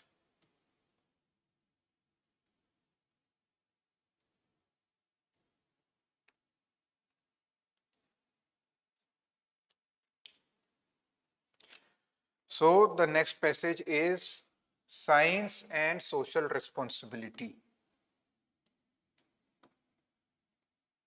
which is a new idea, right?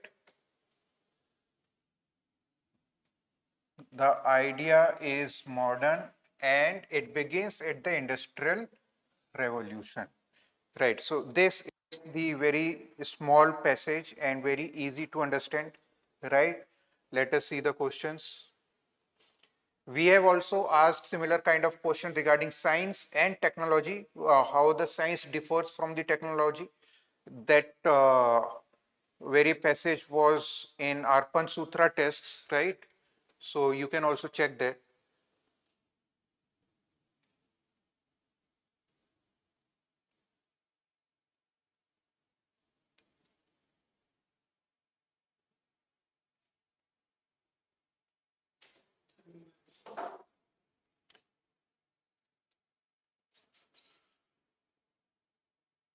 Right, let us see the questions. First one, which one of the following best reflects the thinking of the author about the science? We have seen such kind of questions in the prelims, earlier prelims also, last couple of years. The message of the author of the passage or the message conveyed by the passage, similar nature of questions, right? So let us see the statements that they have given. Science must value the commitment of the scientists. Okay, but this is not at all reflected from the passage. Science is a product of civilized society and must be used for the promotion of scientific awareness in the people. Product of the civilized society and must be used for the promotion of scientific awareness in the people. Scientific awareness or social awareness? The passage is about science and social values, na? Right, so this statement also seems to be inappropriate. Third is Industrial Revolution was made possible by the advancements in the science. Yes, correct. But the passage is talking about Industrial Revolution to convey a message that science has a social responsibility also, right? Statement D, science must pursue truth but be responsible for social welfare. I believe statement D is the most appropriate answer for this question, right? Next.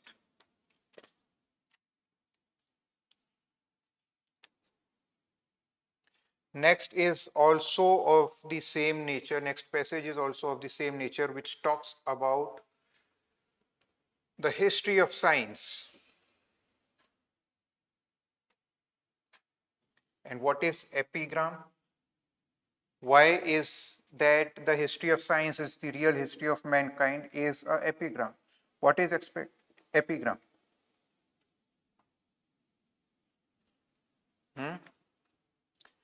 Epigram is expressing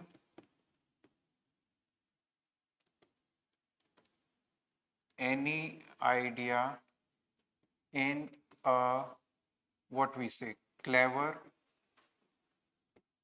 or interesting or what we say, amusing manner.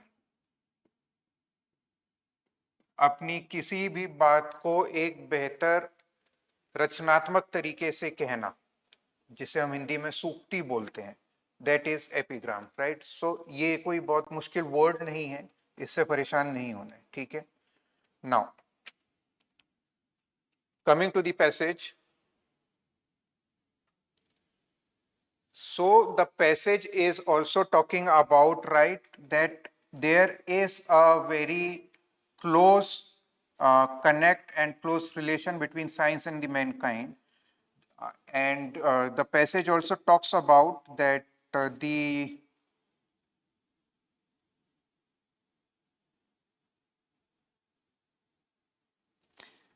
present period of civilization, we have witnessed lot of wars, and it won't be right to accord the reason for those such wars purely on the science, right? Because the most important line of this passage is the last line. Is this the inevitable result of the progress of science, or does the fault lie somewhere else? Question mark. So this is the focus area of this passage where you need to focus more. And second, when we will come to the question, the assumptions question, right? Let us see the questions, then I'll tell you.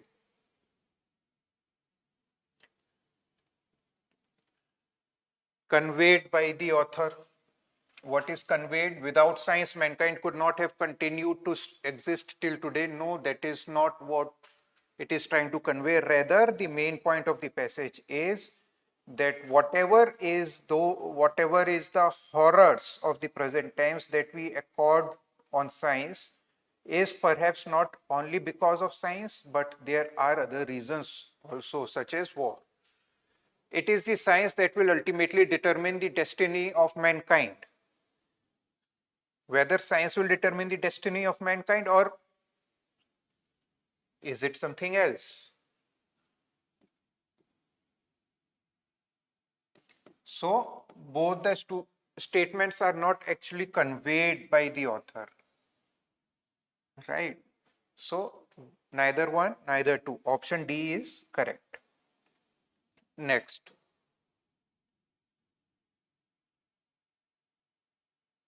Based on the above passage, the following assumptions have been made. The horrors of modern life are the inevitable result of the progress of science. Okay. The second, the aspect of truth likely to be overlooked is that science is what man has made it. So this assumption is correct, which can be overlooked, and the horrors of modern life are the inevitable result of the progress of science. This is not appropriate because here we have said that in spite of countless In spite of countless opportunities of improvement, the opening years of the present period of civilization have been dominated by wars and international conflicts, right? So we have had the chances to improve, right? So science progressed in its own way. How we made use of it is a different question, right? So here, the horrors of modern life are the inevitable result of the progress of science. This is incorrect.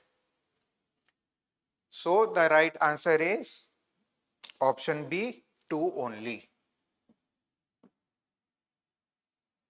Right. Next.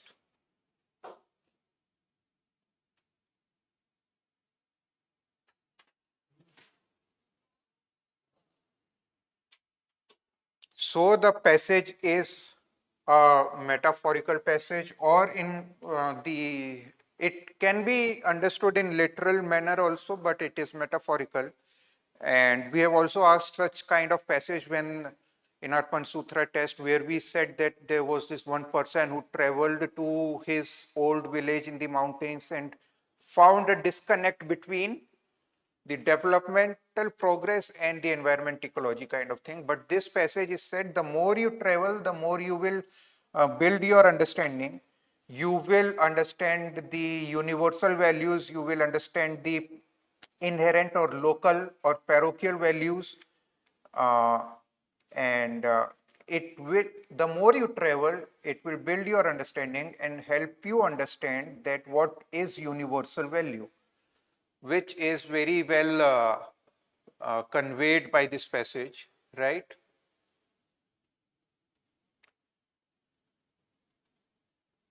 Let us see the questions. Yes. We learn to differentiate between very easy question. The statement C is correct, local values and universal values. Next is with reference to the following assumptions are made. What are the assumptions? Travel leads to an understanding of humans. Second, travel helps those who wish to learn fundamental common values.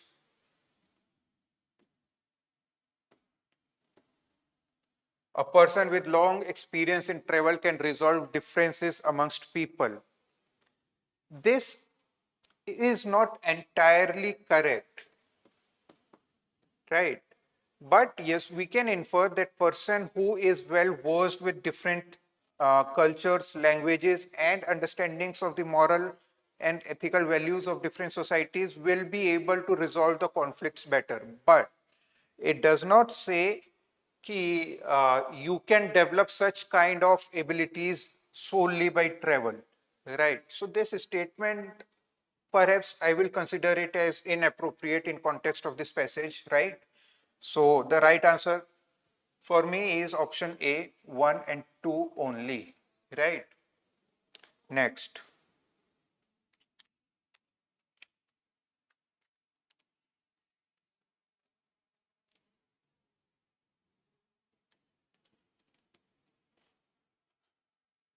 Right, conventional classrooms. So we have also asked very similar passage in our Panchsutra tests. It was about that Rabindranath Tagore and his emphasis on the holistic development of the education, which shall not be confined to the four walls of the classroom, right? We have seen such kind of passages. And yes, let us discuss this passage. So this is what we say,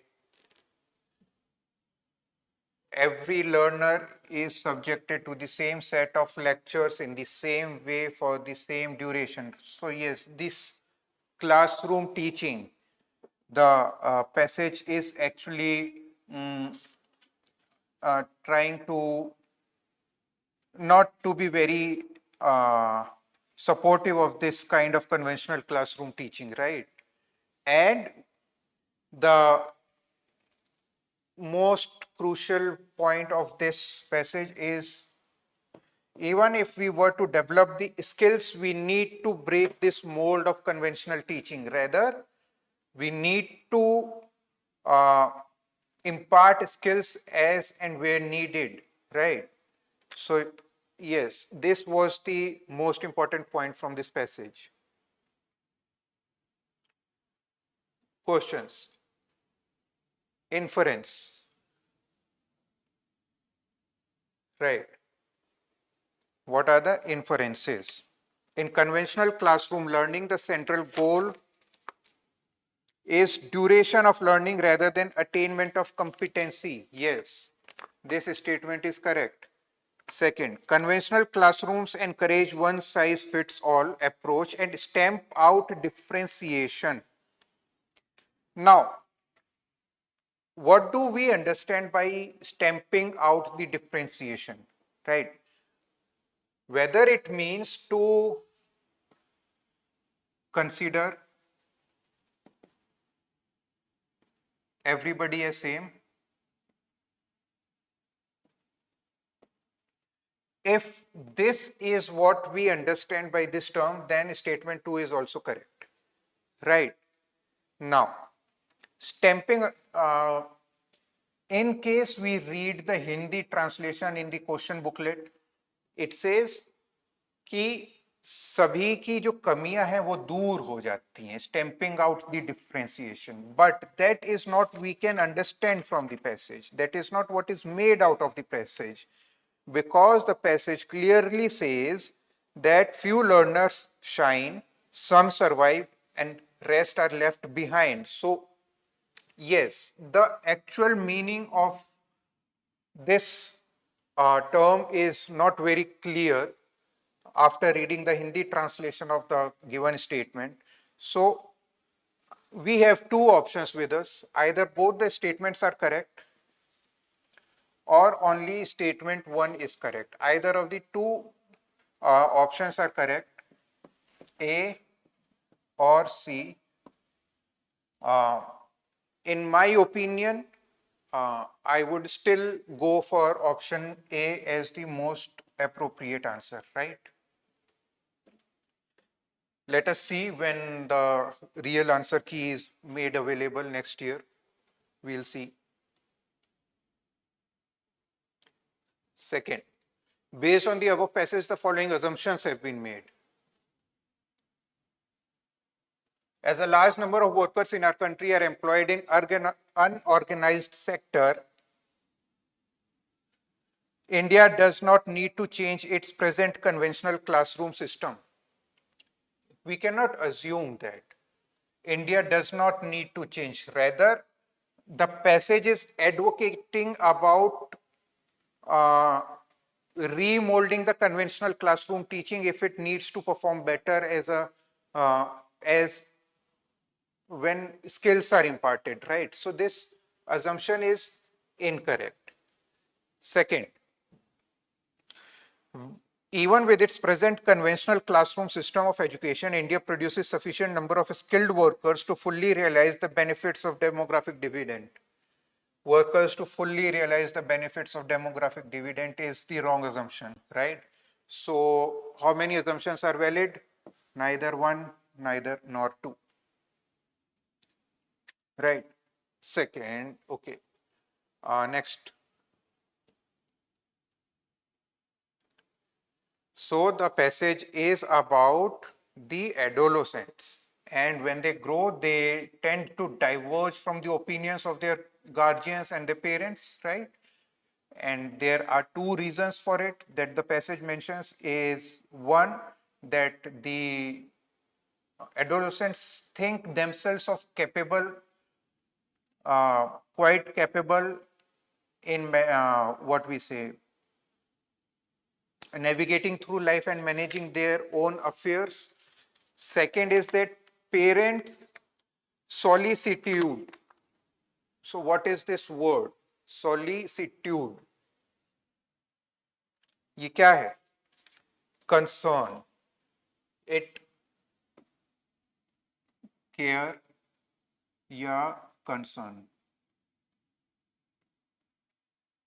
Or what we say, the concern for the right upbringing, the concern within the parents and the guardians for the right upbringing is solicitude, right?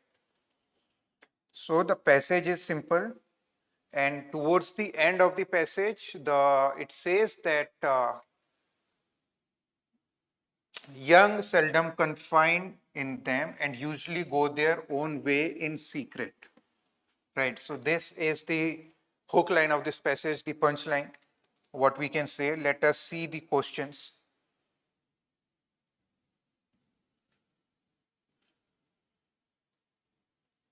Based on the above passage, the following assumptions have been made. What are the assumptions? Let us see.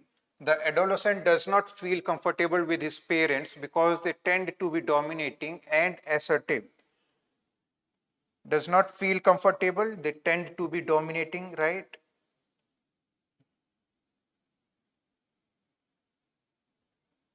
Right, we can consider this as the right assumption. The adolescent of modern times does not have much respect for the parents. Not very appropriate, right? So the right answer is option A. Next, which one of the following statements best reflects the central idea of the above passage? What is the central idea? Parents in general may not be of much help when children are on their way to becoming adults. When children reach adolescence, involvement of parents in their lives is unnecessary.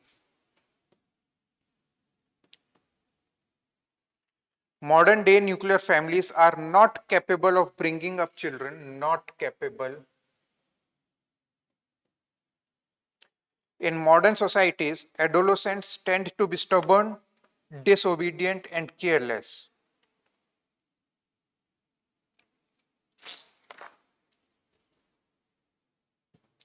Stubborn, disobedient, and careless. I'll consider these very extreme terms to be used in the statement in context of this passage, hence incorrect. I'll go for option A as the right answer. Right, next.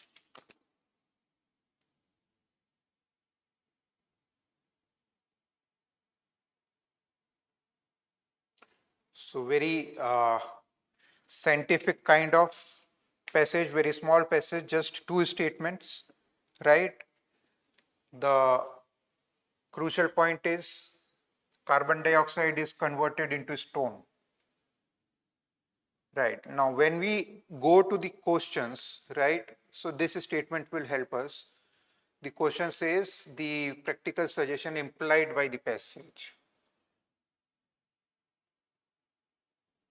That is carbon sequestration, right? So the right answer for question 51 is option B. Now, next passage. Passage is about phytoplanktons, and what we say is melting of the icebergs, which stores up to 20% of carbon in the Southern Ocean, right? And what else it says that melting water of these giant icebergs contains iron and other nutrients which supports the high level of phytoplankton growth. Right, simple passage and a simple question. Assumptions. Giant icebergs have a bearing on primary productivity and food chains of Southern Ocean. Yes. Melting of these icebergs leads to the more nutrients in the water which are essential for the phytoplanktons, right? So this statement is correct. Second, melting of giant icebergs can produce climate change effects and impact world fisheries. This is about climate change results in the melting of icebergs which would impact the fisheries. So I'll consider this statement as incorrect, and the right answer would be option A, one only. Right, next passage. The passage is talking about caterpillars which feed on corn with a unique ability that they can induce the plant to turn off its defenses against the insect predators. This helps the caterpillars to eat more and grow faster.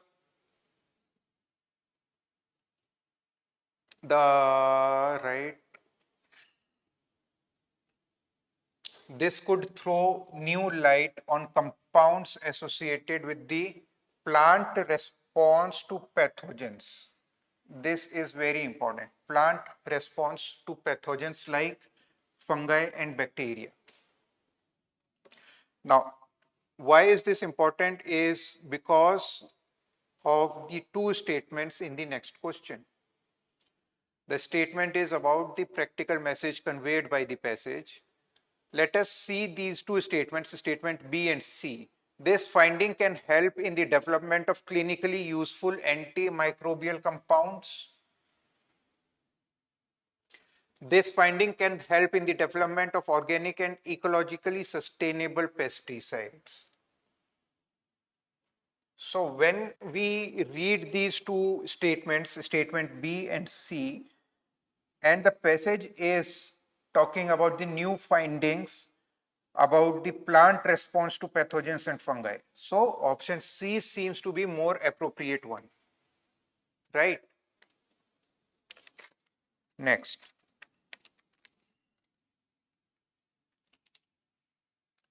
Now, the next passage is about the role of media in a democracy, right?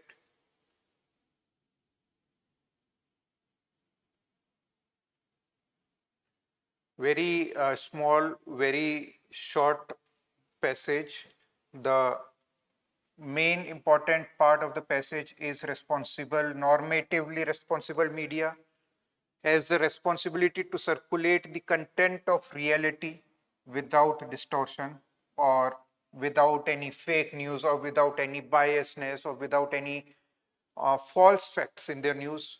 And yes, a very simple passage, and our students must have found it very easy because the same, not same, but similar kind of passage was reflected in our Panchsutra and AIPMT test series about the role of the media and social media in a democracy. Yes, we have asked this question, and you must be comfortable with such kind of passages.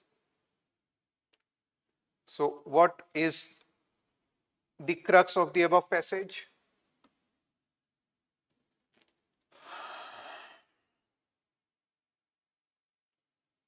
Responsible media should not distort the real, should not distort the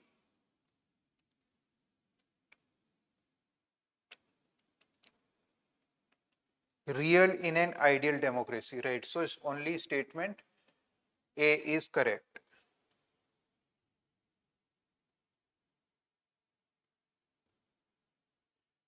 Interconnected home devices and the issue of cyber security, personal data. So this is also similar kind of passage that we have asked in our test series earlier. So it won't be very difficult for you. And the main important part of the passage is observe the consumer behavior to understand the buying needs and preferences. So this is what the data breach or the personal data that can be used by these companies, right? So yes, very straightforward and simple passage. Let us see the questions.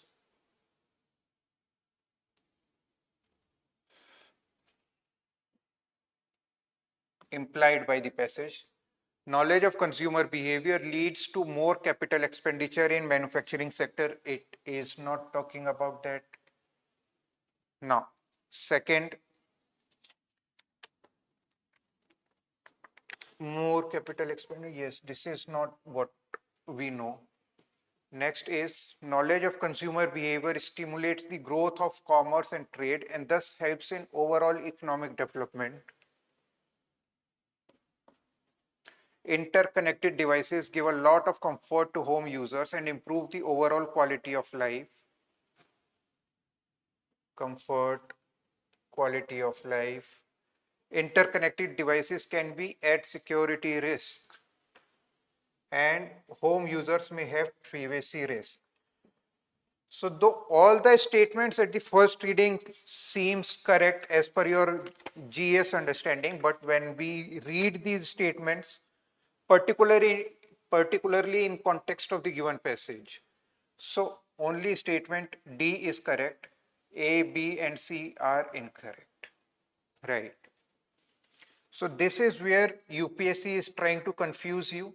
They are giving you the similar kind of passages and statements that you read for your GS preparation.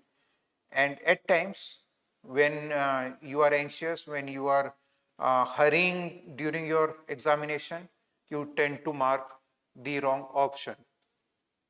So the right answer is option D.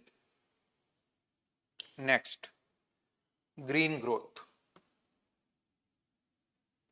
So what it is the passage talks about green growth as the growth strategies which also address the environmental concerns. So when these two come together, the growth and the environmental concern, when these two things progress together, we call it as a green growth, right? The passage also talks about how the present growth model is using more of resources, which is not very efficient and which is also degrading the environment. And the important point is the resources are less available to the poor and vulnerable groups of the society. This is what they have said in the passage, right? So to avoid that the dead end where only a few affluent can enjoy the benefits of growth, we need to start focusing more on the green growth aspects, right? Simple passage. Let us see the questions. Crux.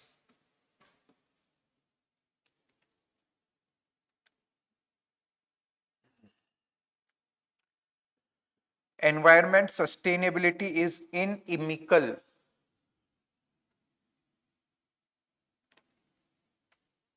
It is not inimical, it is needed, it is desired, right? So this statement is incorrect. Second, poverty eradication is not possible without a rapid economic growth. And the consequent environmental degradation. So second part of the statement is not appropriate, right? Third, interconnected devices give a lot of comfort to home users and improve the overall quality of life. This is not implied, rather this is very much implicit in the passage, right? Okay, nahi. The third statement is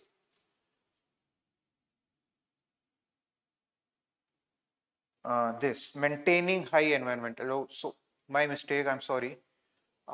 Maintaining high environmental standards is now a prerequisite for achieving a steady, sufficient and inclusive growth. So this is correct, prerequisite.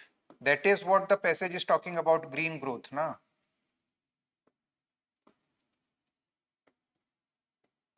Right. Next.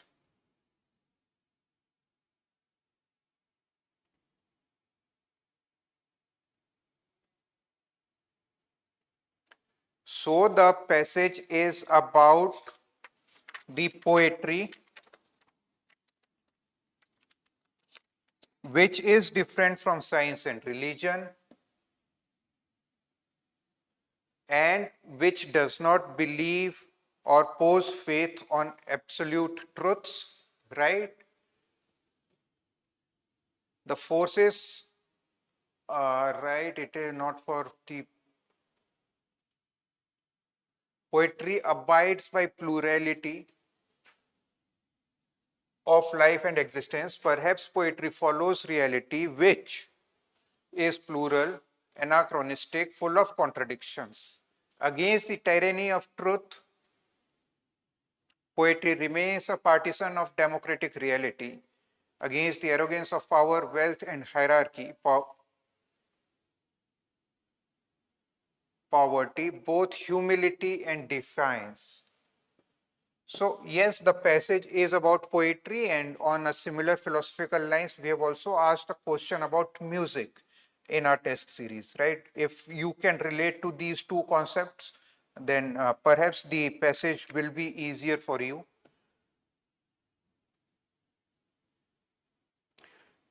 Right. Which one of the following statements best reflects the most logical and rational message conveyed by the above passage? It is the poetry, not science or religion, which recognizes and accepts imperfections in humans. So far, so good. Second, truth is revealed through science or religion, and poetry is anathema to truth. Okay.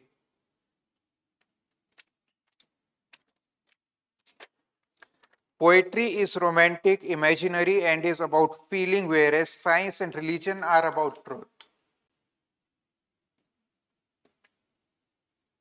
In a world of violence, tyranny, and bigotry, poetry is a form of dynamic resistance. So, for me, the right option would be option D, because it does not say that the passage is not saying that only poetry recognizes imperfections in humans. Science and religion can also recognize these imperfections. Na? So I am not very convinced with statement A as far as this question is concerned. And the passage also talks about that the poetry rejects the absolute truth, acts as the counterpoint forces, and promotes humility and defiance. So for me, yes, the most appropriate option would be option D. Right. Let us see the last passage and last question. Flower was not invented to please us, right? Just because of its fragrance, just because of its looks, we have attributed it certain values as uh, the pleasing values. But we all know that the fragrance of the flower, the smell of the flower, and how it appears, how it functions is to attract the insects or to carry the pollen forward, right? That the mere that notion of beauty and fragrance is what we humans have given it to the flowers, right? So let us, very simple passage. Let us see the question associated with it, the assumptions. The author of the passage believes that flowers are creations of nature's luxury. And the second is, the author of the passage does not believe in the usefulness of flowers except as things of beauty. So both of these statements are very vague and not very convincing as far as the message, what the author of the passage was trying to convey. So for me, the right answer is neither 1 nor 2. Both the statements as assumptions are incorrect, right? So yes, we are done with the discussion of our CSAT paper, right? And I believe that most of our students must have benefited with our test series, because most of our passages that we have asked in our Panchsutra and AIPMT tests were on the similar lines, be it climate change, be it philosophical. We asked about music, they asked about poetry, and the social media, AI, and impacts on the electoral process in India is what we have asked. and they have also asked on the similar patterns. So more than 60-70% of the passages were of the same nature that UPSC has asked this time. And I believe our students would be at an advantage point. So see you through for the mains preparation, and for the students that are going to appear for prelims next year also. I'm always here. We welcome, we appreciate your approach towards doubts, and what we say. We encourage you to ask more so that we can tell you more. We cannot presume or we cannot assume what doubts you must be facing. So it's up to you to ask your doubts, and it's up to us to clear those doubts.